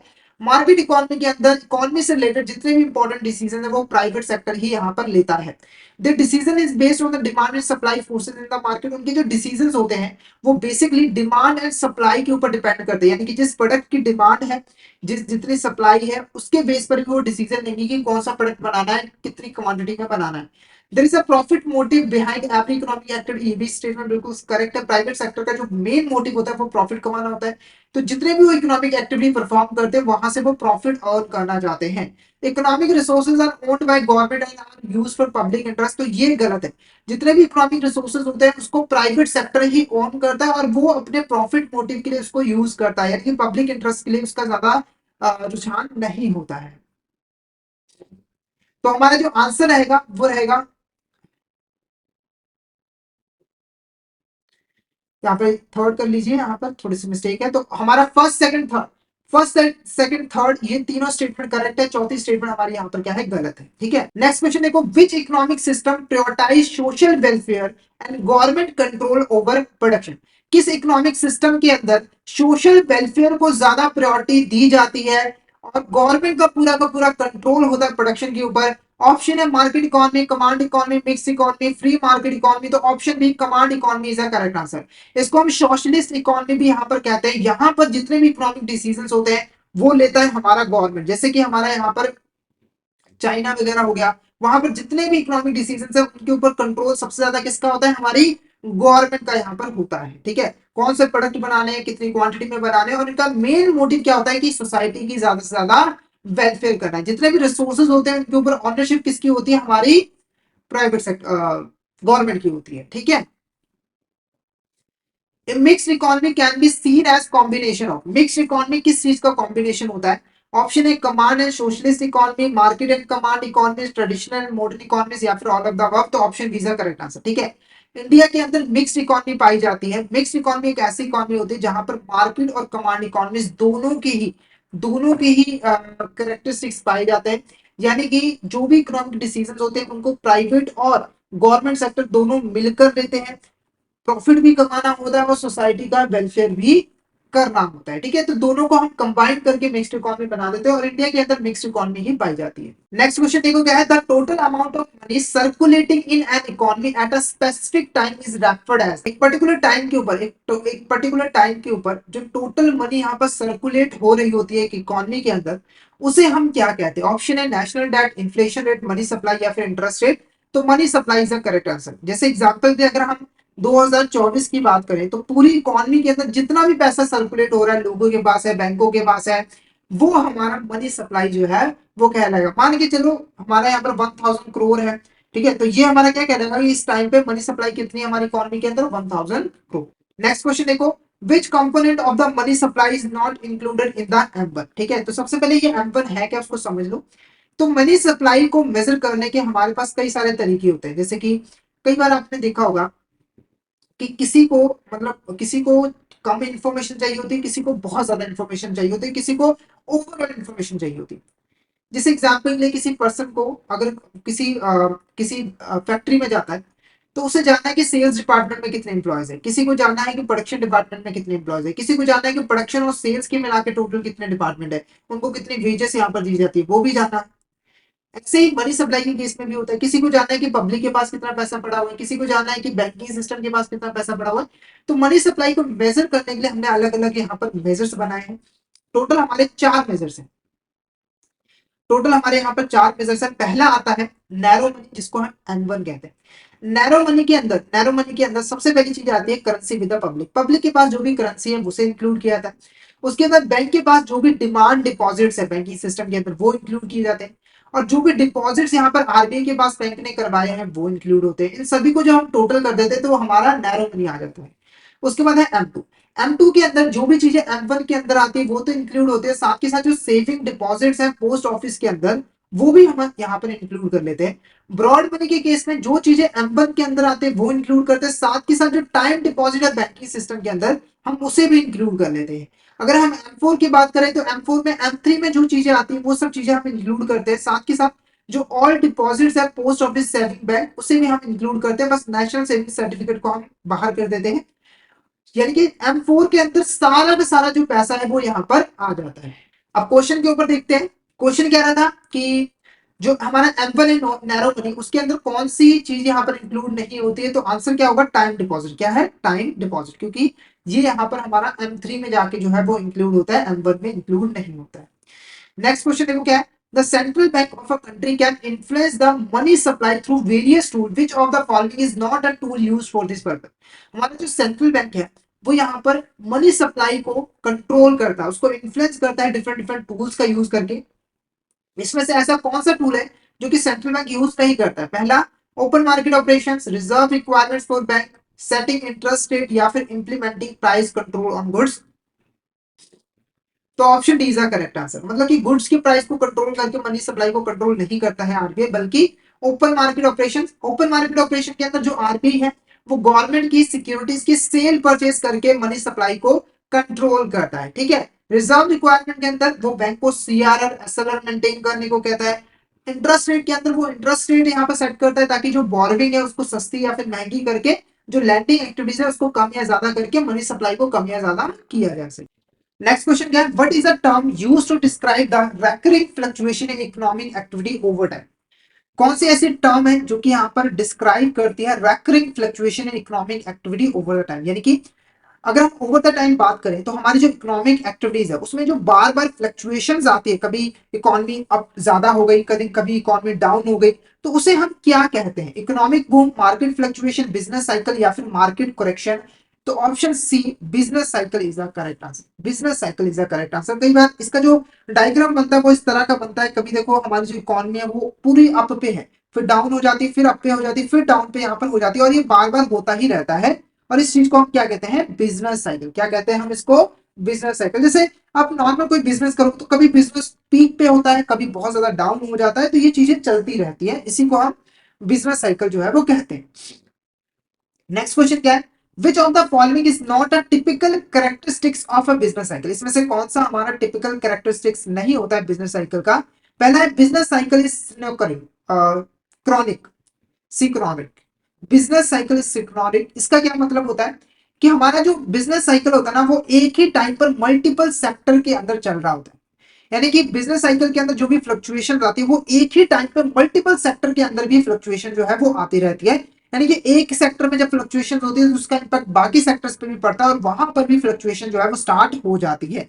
ऐसा नहीं हुआ कि एक पर्टिकुलर इंडस्ट्री के अंदर ही यहाँ पर बिजनेस साइकिल हो रहा है बाकी पे नहीं हो रहा, ऐसा बिल्कुल भी नहीं होता। एक साथ मल्टीपल इंडस्ट्रीज मल्टीपल सेक्टर पे जो है फ्लक्चुएशंस होती हैं। Cyclical fluctuation are recurring in nature, ये जो अप डाउन होते हैं ना ये रेकरिंग इन नेचर होते हैं क्योंकि बार बार होते रहते हैं। ऐसा नहीं हुआ कि एक बार हो गया आप निश्चित हो गए अब हो गई नहीं, ऐसा बिल्कुल नहीं होता। ये बार बार होते रहते हैं, कभी मार्केट गई अप कभी गई डाउन, कभी गई अप कभी गई डाउन, ये बार बार होता ही रहता है। नेक्स्ट है up and down movements are not symmetrical, जो ये अप एंड डाउन मूवमेंट्स होते हैं ना ये सिमेट्रिकल नहीं होते। कहने का मतलब क्या है, यहाँ पे मैंने आपको डाउन यहाँ पे जो डायग्राम बनाया था ये हमारा क्या है बिजनेस साइकिल, ठीक है। तो ये जो अप एंड डाउन मूवमेंट है ये क्या है, अप मूवमेंट है और ये डाउन मूवमेंट है, ये कभी भी सिमेट्रिकल नहीं होते। ज्यादातर देखा गया है कि जो अप है वो कम होता है और जो डाउन है वो बहुत कम बहुत ज्यादा होता है। यानी कि जो आपका बिजनेस अप गया वो तो ठीक है, पर जब बिजनेस डाउन गया तो जितना अप गया था उससे दुगना वो डाउन चला गया। यानी कि अगर आपको प्रॉफिट हुआ था 1 लाख रुपए का, तो जब बिजनेस डाउन हुआ तो आपको जो लॉस हो गया वो 2 लाख रुपए का हो गया। मतलब कि अप मूवमेंट ठीक है पर डाउन मूवमेंट ज्यादा यहाँ पर देखने को जो है वो मिलती है। तो ये सारे के सारे हमारे कैरेक्टरिस्टिक्स होते हैं बिजनेस साइकिल के। तो option D none of the above is the correct answer, none of the above is the correct answer. Next question क्या है, which of the following statement is not correct regarding the boom. Boom basically क्या है, business cycle का एक phase है। Business cycle जो है वो कई फेजेस से होकर गुजरता है, उसमें से पहला फेज हमारा होता है बूम। बूम के अंदर ना हमारी इकोनॉमी काफी ज्यादा अप जाती है। अप जाने का मतलब क्या है कि वहां पर जो डिमांड है वो काफी ज्यादा यहाँ पर इंक्रीज होती है। एम्प्लॉयमेंट भी यहाँ पर काफी ज्यादा जो है इंक्रीज होती है, साथ के साथ इन्फ्लेशन भी यहाँ पर राइज होता है। कहने का मतलब क्या है कि बूम के अंदर हमारी जो इकोनॉमी होती है वो पीक पे होती है, डिमांड बहुत ज्यादा है, इन्वेस्टमेंट बहुत ज्यादा है, प्रोडक्शन बहुत ज्यादा है, एम्प्लॉयमेंट बहुत ज्यादा है, सब चीजें ज्यादा ज्यादा है जिसकी वजह से इन्फ्लेशन भी यहाँ पर राइज जो है वो हो जाता है। तो कौन से स्टेटमेंट बूम के रिगार्डिंग करेक्ट नहीं है, तो ऑप्शन सी हमारा यहाँ पर करेक्ट होगा क्योंकि एक्सिलेटेड एंड प्रोलॉन्ग डिमांड में काफी ज्यादा इंक्रीज देखने को मिलता है, एम्प्लॉयमेंट में भी इंक्रीज देखने को मिलता है और इन्फ्लेशन भी यहाँ पर राइज होती है। और इंडस्ट्री जो है वो ज्यादा से ज्यादा प्राइस चार्ज करती है ताकि वो अपना बेनिफिट प्रॉफिट जो है वो कमा सके। पर यहाँ पे क्या लिखा है कि इंडस्ट्री जो है अपने प्राइसेस को कट्स करती है, मतलब कम करती है, तो ऐसा बिल्कुल भी नहीं होता है क्योंकि डिमांड ज्यादा होती है तो प्राइसेस ज्यादा से ज्यादा ही होते हैं। Option see the correct answer. Next question देखो क्या है, during recession the unemployment rate and output rises, ये स्टेटमेंट ट्रू है या फिर फॉल्स। तो पहले रिसेशन का मतलब यहाँ पर समझा दूं, तो बूम के बाद आता है रिसेशन, ठीक है। जब हमारी इकोनॉमी पीक पे पहुंच जाती है उसके बाद वो नीचे आना यहाँ पर शुरू कर देती है। रिसेशन के अंदर हमारी जो डिमांड है वो यहाँ पर कम हो जाती है, जो इन्वेस्टमेंट है वो यहाँ पर कम हो जाती है और जो इन्फ्लेशन है वो भी यहाँ पर कम होना शुरू हो जाता है, अनएम्प्लॉयमेंट भी राइज होना शुरू हो जाती है। मतलब कहने का मतलब क्या है कि अब इकोनॉमी डाउन होना शुरू हो जाती है, ठीक है। अब ये स्टेटमेंट कह रही थी कि जो अनएम्प्लॉयमेंट रेट है और जो आउटपुट है वो राइज होता है, तो ये स्टेटमेंट गलत है। क्यों गलत है, क्योंकि देखो रिसेशन के अंदर जो अनएम्प्लॉयमेंट है वो तो बढ़ती है पर जो आउटपुट है वो कम होती है। यानी कि अनएम्प्लॉयमेंट और आउटपुट दोनों नहीं बढ़ती बल्कि अनएम्प्लॉयमेंट बढ़ती है, आउटपुट कम होती है, इसीलिए ये जो स्टेटमेंट है वो यहाँ पर गलत है। तो option B false is a correct answer, option B false is a correct answer. Next question, in which phase we will see a negative growth rate in the economy. ऐसा कौन सा फेज है बिजनेस साइकिल का जिसके अंदर negative growth rate जो है वो देखने को मिलती है। ऑप्शन है बूम, डिप्रेशन, रिसेशन और रिकवरी। तो option B depression is the correct answer. Recession के बाद आता है डिप्रेशन। डिप्रेशन के अंदर जो इकोनॉमी उसकी हालत और ज्यादा खराब हो जाती है, डिमांड बहुत ज्यादा कम हो जाती है, इन्वेस्टमेंट बहुत ज्यादा कम हो जाती है, जो अनएम्प्लॉयमेंट है वो बहुत ज्यादा बढ़ जाती है, ठीक है। इस हद तक बढ़ जाती है कि जो कंट्री की ग्रोथ रेट होती है वो नेगेटिव में दिखना जो है वो स्टार्ट हो जाती है। तो option B depression is a correct answer. Next question देखो, व्हाट इज इन्फ्लेशन, ठीक है। इन्फ्लेशन यहाँ पर क्या है, बिजनेस साइकिल का जो लास्ट फेज होता है वो होता है रिकवरी। तो डिप्रेशन के बाद इकोनॉमी रिकवर करना शुरू कर देती है और यहाँ पर डिमांड भी बढ़नी शुरू हो जाती है, इन्वेस्टमेंट भी बढ़ती है, हमारा जो एम्प्लॉयमेंट है वो भी यहाँ पर इंक्रीज होती है, ठीक है। तो ये चार फेजेस हैं वो आपको ध्यान में रखने। नेक्स्ट बात करते हैं व्हाट इज इन्फ्लेशन। इन्फ्लेशन यहाँ पर क्या होता है, तो पहले इन्फ्लेशन का यहाँ पर मैं आपको मतलब समझा दूं कि इन्फ्लेशन बेसिकली है क्या। देखो किसी कंट्री के अंदर जो गुड्स एंड सर्विसेज है, जो हमारी यहाँ पर गुड्स एंड सर्विसेज है, उनका जो जर्नल प्राइस लेवल है, जर्नल प्राइस लेवल है, जब उसमें इंक्रीज देखने को मिलता है, उसमें इंक्रीज देखने को मिलता है, तो हम कहते हैं कि इन्फ्लेशन आ गया। जैसे एग्जाम्पल के इंडिया की बात करें तो हमारी जो गुड्स एंड सर्विसेज है, 80% जो गुड्स एंड सर्विसेज है उनके प्राइस जो है वो राइज होने शुरू हो गए। यानी कि 100 में से 80 गुड्स सर्विसेज ऐसे हैं जिनके प्राइसेस जो है वो इंक्रीज हो गए। तो इस सिचुएशन को हम क्या कहेंगे कि इंडिया के अंदर इन्फ्लेशन आ गया। इंडिया के अंदर क्या आ गया, इन्फ्लेशन आ गया। अब इसका मतलब ये भी नहीं है कि एक पर्टिकुलर गुड्स में यहाँ पर जो है प्राइस हाई हो गए तो आप उसको इन्फ्लेशन को, जैसे अगर मान के चलो कि सिर्फ कार के जो दाम है वो बढ़ गए हैं, बाकी सारी चीजें नॉर्मल है, तो इसको हम इन्फ्लेशन नहीं मानेंगे। ज्यादातर जो गुड्स एंड सर्विस है उसके जब प्राइसेस हाई होंगे तब हम उसको यहाँ पर इन्फ्लेशन जो है वो मानेंगे। ठीक है, तो मीनिंग आपको क्लियर हो गया है। फटाफट से ऑप्शन जो है वो देख लेते हैं। तो फर्स्ट ऑप्शन क्या है, an increase in the interest rate charge by bank. जो इंटरेस्ट रेट बैंक चार्ज करता है उसमें इंक्रीज देखने को मिला है। या फिर the total amount of money circulating in the economy, economy के अंदर जो total amount of money circulate कर रही है उसे हम इन्फ्लेशन कहते हैं। तो ये भी गलत है, ये तो मनी सप्लाई होता है। एक government programme to stimulate economic growth, तो ये एक गवर्नमेंट प्रोग्राम होता है जो कि इकोनॉमिक ग्रोथ को स्टिमुलेट करने के लिए यूज किया जाता है। A rise in general price level of goods and services over the time, यानी कि ओवर द टाइम हमारे गुड्स एंड सर्विसेज के जनरल प्राइस लेवल में जो राइज देखने को मिलता है वो हमारा कहलाता है इन्फ्लेशन। तो option D is a correct answer. Option D is a correct answer. Option D is a correct answer. Next question देखो, demand pull inflation is primarily caused by, ठीक है, ये जो डिमांड पुल इन्फ्लेशन होता है वो किस वजह से होता है। तो पहले डिमांड पुल इन्फ्लेशन है क्या इसका मतलब समझो। ठीक है, देखो जो हमारी इन्फ्लेशन होती है ना वो दो तरह की होती है। एक होता है डिमांड पुल इन्फ्लेशन और एक होता है हमारा कॉस्ट पुल इन्फ्लेशन। एक होता है हमारा कॉस्ट पुल इन्फ्लेशन। ठीक है, डिमांड पुल इन्फ्लेशन ऐसा इन्फ्लेशन होता है जो कि डिमांड के इंक्रीज होने की वजह से आता है। जैसे एग्जांपल के मान के चलो, एग्जांपल के मान के चलो यहाँ पर 100 गुड्स थी, यहाँ पर 100 गुड्स थी जिसकी 100 गुड्स थी, यानी कि जो डिमांड है गुड्स की वो कितनी है, 100 है, इसका प्राइस कितना है, 100 था। ठीक है, अब इसकी जो डिमांड है वो इंक्रीज हो गई, कितनी होगी, 200, और इसका जो प्राइस है वो बढ़ के कितना हो गया, यहाँ पर 200 हो गया। ठीक है, तो यहाँ पर ये जो प्राइस का इंक्रीज देखने को मिला है, यानी कि ये जो इन्फ्लेशन आपको देखने को मिला है वो क्या हुआ, क्योंकि किस वजह से आया, क्योंकि हमारी जो डिमांड है वो इंक्रीज हो गई। तो इस तरह के इन्फ्लेशन को हम क्या कहते हैं, demand pull inflation. Cost pull inflation के अंदर जब हमारी जो प्रोडक्शन की कॉस्ट होती है वो इंक्रीज हो जाती है, उसकी वजह से जो इन्फ्लेशन आता है। जैसे कि चलो एक पर्सन है वो यहाँ पर कार बना के मार्केट में सेल करता है। पहले जो मटेरियल आता था वो 2 लाख का आता था, लेबर पे जो खर्चा आता था वो 2 लाख का होता था, उसके अलावा एक अदर एक्सपेंसेस 1 लाख के होते थे। 5 लाख रुपए इसकी कॉस्ट आती थी, 1 लाख प्रॉफिट ऐड करके 6 लाख रुपए में ये बेच देता था। पर क्या हुआ, इसकी जो मटेरियल की कॉस्ट है वो 3 लाख हो गई, मतलब कि बढ़ गई, लेबर की भी 3 लाख हो गई, अदर एक्सपेंसेस भी बढ़ गए। तो अब ये कितने की इसकी कॉस्ट पड़ रही है, यहाँ पर 8 लाख रुपए की बढ़ रही है। 1 लाख रुपए यहाँ प्रॉफिट ऐड कर रहा है और 9 लाख रुपए में ये कार जो है वो सेल कर रहा है। तो आप देखोगे यहाँ पर जो इन्फ्लेशन आया वो कॉस्ट के इंक्रीज होने की वजह से आया, तो इसको हम कॉस्ट पुल इन्फ्लेशन जो है वो कहते हैं। ठीक है, अब यहाँ पर क्वेश्चन पूछा था कि डिमांड पुल इन्फ्लेशन किस वजह से होता है। पहला कि हमारी जो प्रोडक्शन कॉस्ट है वो इंक्रीज होगी, तो ये गलत है क्योंकि इसकी वजह से तो कॉस्ट पुल इन्फ्लेशन आता है। उसके बाद increase aggregate demand in the economy, economy के अंदर जो एग्रीगेट डिमांड है वो यहाँ पर इंक्रीज हो गई है। या फिर गवर्नमेंट रेगुलेशन ऑन बिजनेस, जो गवर्नमेंट है उसने बिजनेस के ऊपर काफी ज्यादा रेगुलेशन जो है वो बढ़ा दी है। या फिर एक डिक्रीज इन मनी सप्लाई। तो option B is the correct answer. Option B is the correct answer. Economy के अंदर जब एग्रीगेट डिमांड इंक्रीज होती है तो उसकी वजह से डिमांड पुल इन्फ्लेशन जो है वो अराइज होता है। नेक्स्ट क्वेश्चन देखो, price indexes are used to, हमारे जो प्राइस इंडेक्सेस होते हैं इसका हम यूज क्यों करते हैं, किस पर्पस के लिए इसका यूज किया जाता है। तो प्राइस इंडेक्स बेसिकली यहाँ पर एक स्टैटिस्टिकल टर्म होती है जिससे हम ये पता लगाते हैं कि over the time journal price level में कितना चेंज आया है। यानी कि इन्फ्लेशन को मेजर करने के लिए हम प्राइस इंडेक्सेस का जो है वो यूज करते हैं। तो अब ये कैसे यूज होता है उसको पहले यहाँ पर डिस्कस करते हैं, फिर हम आंसर यहाँ पर देखेंगे।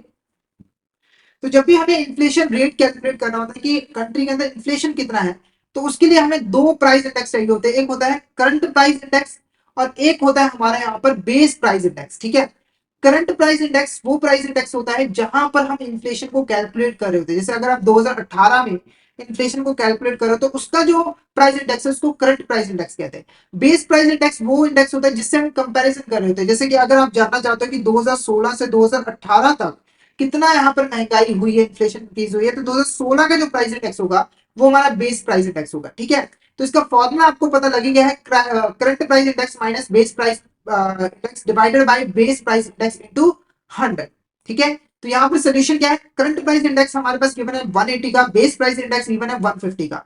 इन्फ्लेशन रेट कैलकुलेट करने के लिए करंट प्राइस इंडेक्स में से बेस प्राइस इंडेक्स को माइनस करेंगे, उसको डिवाइड करेंगे बेस प्राइस इंडेक्स के साथ इनटू 100 कर देंगे। जब हम इसको यहाँ पर सॉल्व करेंगे तो 180 माइनस 150 कितना हुआ है 30 डिवाइडेड बाय 150, ये क्या है हमारा बेस प्राइस इंडेक्स, ठीक है, इनटू 100। जब इसको आप सॉल्व करोगे तो 0.2 इंटू 100 यानी कि 20%। इन्फ्लेशन रेट हमारा यहाँ पर कितना है 20%, यानी कि 20% से जो महंगाई है वो यहाँ पर इंक्रीज हो गई है। तो प्राइस इंडेक्स इसलिए यूज किया है, तो ऑप्शन डी हमारा करेक्ट आंसर होगा। जो भी यहाँ पर जनरल प्राइस लेवल में चेंजेस आए हैं उसको ट्रैक करने के लिए, मेजर करने के लिए हम प्राइस इंडेक्सेस का यूज जो है वो करते हैं। नेक्स्ट क्वेश्चन देखो, which of these changes considered as economic reform, इसमें से कौन सा ऐसा चेंज है जो कि इकोनॉमिक रिफॉर्म माना जाता है। पहले इकोनॉमिक रिफॉर्म का यहाँ पर आपको मतलब समझा दूं।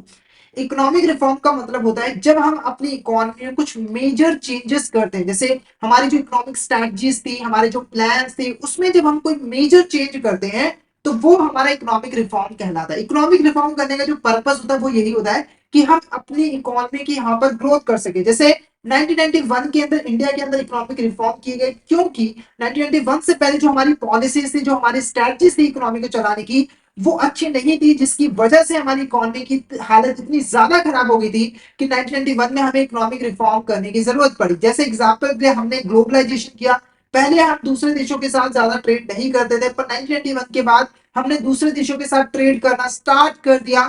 तो ये क्या है, एक तरह का इकोनॉमिक रिफॉर्म कहलाता है। ठीक है, अब इसमें से कौन से ऐसे चेंजेस जिसको हम इकोनॉमिक रिफॉर्म मानेंगे, कौन से ऐसे हैं जिसको नहीं मानेंगे। पहला, restructuring the tax system to make it more efficient, equitable, conducive to economic growth।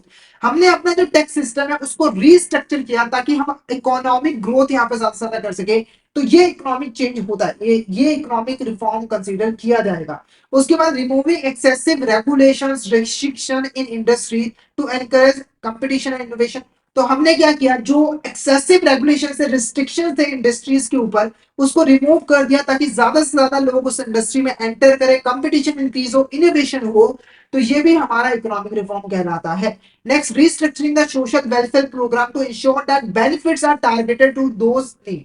हमने जो सोशल वेलफेयर प्रोग्राम चलाए थे वो अच्छे नहीं थे, तो हमने उसको रीस्ट्रक्चर किया ताकि हम उन लोगों को बेनिफिट पहुंचा सके जिनको जिनको उसका बेनिफिट मिलना चाहिए था। तो ये भी हमारा इकोनॉमिक रिफॉर्म में आता है। उसके बाद है changes in societal norms values cultural practice with in a country.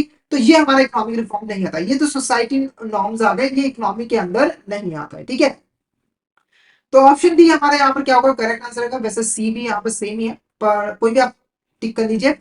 तीन, फर्स्ट सेकंड थर्ड, ये हमारे इकोनॉमिक रिफॉर्म माने जाएंगे, पर चौथा हमारा इकोनॉमिक रिफॉर्म नहीं माना जाएगा। ठीक है, सोसाइटी के अंदर जो भी रूल्स वगैरह चेंज हुए वो इकोनॉमी के अंदर नहीं आता।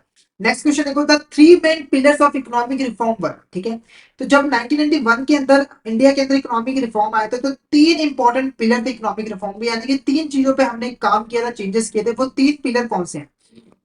पहला है लिबरलाइजेशन, प्राइवेटाइजेशन, ग्लोबलाइजेशन या फिर नेशनलाइजेशन। तो ऑप्शन डी हमारा यहाँ पर क्या होगा, करेक्ट आंसर होगा। लिबरलाइजेशन, प्राइवेटाइजेशन, ग्लोबलाइजेशन, ये तीन इंपॉर्टेंट पिलर थे इकोनॉमिक रिफॉर्म के। अब ये थे क्या, इसमें क्या क्या चेंजेस यहाँ पर किए गए उसको थोड़ा डिस्कस कर लेते हैं। पहले बात करते हैं लिबरलाइजेशन। लिबरलाइजेशन के अंदर हमारी जो गवर्नमेंट थी, हमारी जो गवर्नमेंट थी वो थोड़ा सा लिबरल हो गई। कहने का मतलब क्या है कि उसने जितने भी एक्सेसिव रेगुलेशंस बनाए हुए थे, जितने भी रिस्ट्रिक्शंस लगाई हुई थी इंडस्ट्रीज के ऊपर, प्राइवेट सेक्टर के ऊपर, उसे उसने यहाँ पर रिमूव कर दिया ताकि वो ठीक तरीके से यहाँ पर काम कर सके। जैसे एग्जांपल के जो लाइसेंस था, जैसे पहले क्या होता था कि कोई भी काम करना उसके लिए लाइसेंस लेना जरूरी है। गवर्नमेंट ने ये जो लाइसेंस की सिस्टम था इसको रिमूव कर दिया। हालांकि कुछ ऐसे इंडस्ट्रीज है जहां पर अभी भी लाइसेंस यहाँ पर लेना पड़ता है, पर ज्यादातर जो इंडस्ट्रीज वहां पर अब लाइसेंस लेने की जरूरत नहीं पड़ती, आप अपना बिजनेस कर सकते हो। नेक्स्ट है प्राइवेटाइजेशन। प्राइवेटाइजेशन के अंदर हमारी जो गवर्नमेंट है उसने प्राइवेट सेक्टर को ज्यादा से ज्यादा मौके दिए। पहले क्या होता था कि ज्यादातर जो इंडस्ट्रीज होती थी, ज्यादातर जो बिजनेस होते थे, वो रिजर्व रखे जाते थे पब्लिक सेक्टर के लिए, यानी कि गवर्नमेंट इंडस्ट्रीज वहां पर काम करती थी। पर अब क्या हुआ कि प्राइवेट सेक्टर को भी अलाउ कर दिया गया कि आप भी इस इंडस्ट्री में कदम रख सकते हो, अपना बिजनेस कर सकते हो, यानी कि प्राइवेट सेक्टर को और ज्यादा मौके दिए गए, उनको बिजनेस करने दिया गया। ग्लोबलाइजेशन के अंदर हमने अपनी इकोनॉमी को ओपन कर दिया, यानी कि हम दूसरे इकोनॉमी के साथ, दूसरी कंट्रीज के साथ हमने ट्रेड करना स्टार्ट कर दिया। उनको अलाउ कर दे कि वो हमारी कंट्री में आके इन्वेस्टमेंट करें, हम भी यहाँ पर दूसरी कंट्रीज में जाके इन्वेस्टमेंट वगैरह करने लगे। ठीक है, उनकी जो टेक्नोलॉजी है, उनके जो वैल्यूज है, उसे हम यहाँ पर शेयर जो है वो करने लगे। नेक्स्ट क्वेश्चन देखो, which of this is a feature of globalization, इसमें से हमारा कौन सा फीचर होता है ग्लोबलाइजेशन का? पहला, it refers to the increasing interconnectedness of economies, culture, societies worldwide. तो ग्लोबलाइजेशन का मतलब है इंटरकनेक्टनेस, जो इकोनॉमीज है, जो कल्चर्स है, सोसाइटीज है, उनमें जो इंटरकनेक्टनेस हम करते हैं, उन एक दूसरे से जो वो मिलते जुलते हैं, वो हमारा ग्लोबलाइजेशन होता है। It involve exchange of goods, service, ideas, technologies across international border. तो जब ग्लोबलाइजेशन होता है तो जो डिफरेंट डिफरेंट कंट्रीज होती है वो एक दूसरे के साथ गुड्स को एक्सचेंज करते हैं, सर्विसेज को एक्सचेंज करते हैं, आइडियाज को एक्सचेंज करते हैं और टेक्नोलॉजीज को भी एक्सचेंज करते हैं, ताकि सभी यहाँ पर ग्रोथ जो है वो कर सके। ठीक है, it can lead both opportunities and challenges. तो बिल्कुल सही बात है, अगर आप ग्लोबलाइजेशन करते हो तो उससे आपको अपॉर्चुनिटीज में मिलेगी, आप दूसरे देश में जाके बिजनेस कर सकते हो, साथ के साथ कंपटीशन भी आएगा, क्योंकि वो हमारे देश में भी तो आएंगे बिजनेस करने के लिए। तो all of the above is the correct answer. ये सारे के सारे हमारे फीचर होते हैं ग्लोबलाइजेशन के। ठीक है, नेक्स्ट क्वेश्चन देखो, Rajiv is the manager of domestic commercial bank that falls under the priority sector lending norms. तो एक राजीव है, वो एक डोमेस्टिक कमर्शियल बैंक जो कि प्रायोरिटी सेक्टर लैंडिंग नॉर्म्स के अंदर आता है, उसका मैनेजर है। Bank adjusted net bank credit is 100 million and credit equivalent of balance sheet exposure is 20 million. According to the priority sector lending norms, the bank is required to allocate funds to priority sector on the basis of। ठीक है, तो priority sector landing के बारे में मैंने आपको बताया था। प्रायोरिटी सेक्टर लैंडिंग के अंदर जो बैंक्स होती है, उसको वो जो टोटल लोन्स प्रोवाइड करती है, उसका एक सर्टेन परसेंटेज उन्हें प्रायोरिटी सेक्टर को देना पड़ता है। ठीक है, अभी जो प्रायोरिटी सेक्टर लैंडिंग की जाती है वो दो बेसिस पे की जाती है, एएनबीसी यानी कि एडजस्टेड नेट बैंक क्रेडिट, और credit equivalent of balance sheet exposure. ठीक है, इन दोनों में से जो भी चीज हाई होती है, ज्यादा होती है, उसके एक परसेंटेज जो है वो प्रायोरिटी सेक्टर को देना पड़ता है। जैसे यहां पर आप देखोगे, adjusted net bank credit 100 million है और जो credit equivalent of balance sheet exposure है वो 20 मिलियन है।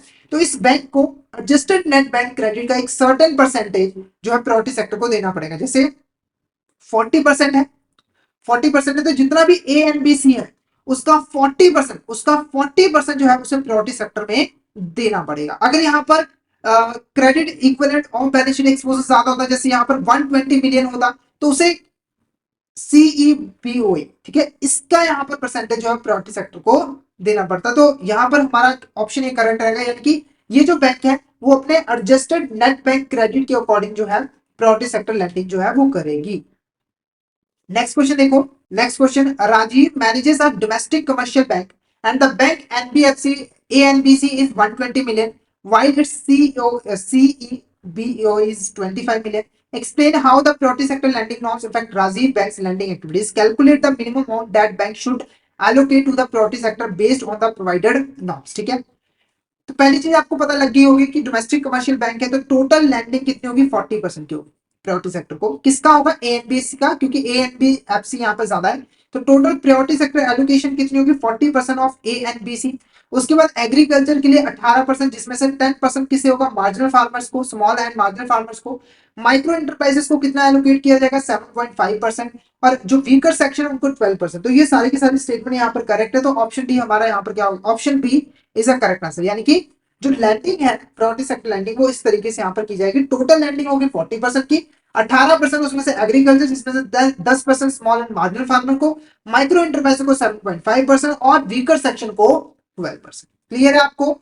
तो यहाँ पर हमारा जो आज का टॉपिक है वो ओवर होता है। तो हमने यहाँ पर Indian economy and financial system से रिलेटेड कुछ इंपॉर्टेंट क्वेश्चंस को डिटेल में डिस्कस किया, जैसे कि प्रायोरिटी सेक्टर के बारे में हमने डिस्कस किया, इकोनॉमिक रिफॉर्म के बारे में हमने यहाँ पर डिस्कस किया, सप्लाई एंड डिमांड के बारे में हमने यहाँ पर डिस्कस किया। तो आई होप आपको यहाँ तक क्लियर हो गया होगा। अगर आपको किसी भी तरह का डाउट आता है तो आप चैट बॉक्स में मैसेज करके पूछ सकते हो, और अगर आपको क्लियर हो गया तो फटाफट से एक बार चैट बॉक्स में मैसेज करके जरूर बता दीजिएगा। ठीक है, बाकी इस तरह की सीरीज में लाता रहूंगा, डिफरेंट डिफरेंट रैंडम क्वेश्चंस आपके साथ डिस्कस करता रहूंगा। तो आपको इस सीरीज को फॉलो करना है, सारी वीडियोस को आपको देखना है, ताकि आपकी जो प्रिपरेशन है वो बेहतर तरीके से हो सके और आप फर्स्ट अटेम्प्ट में अपना एग्जाम जो है वो क्लियर कर सको।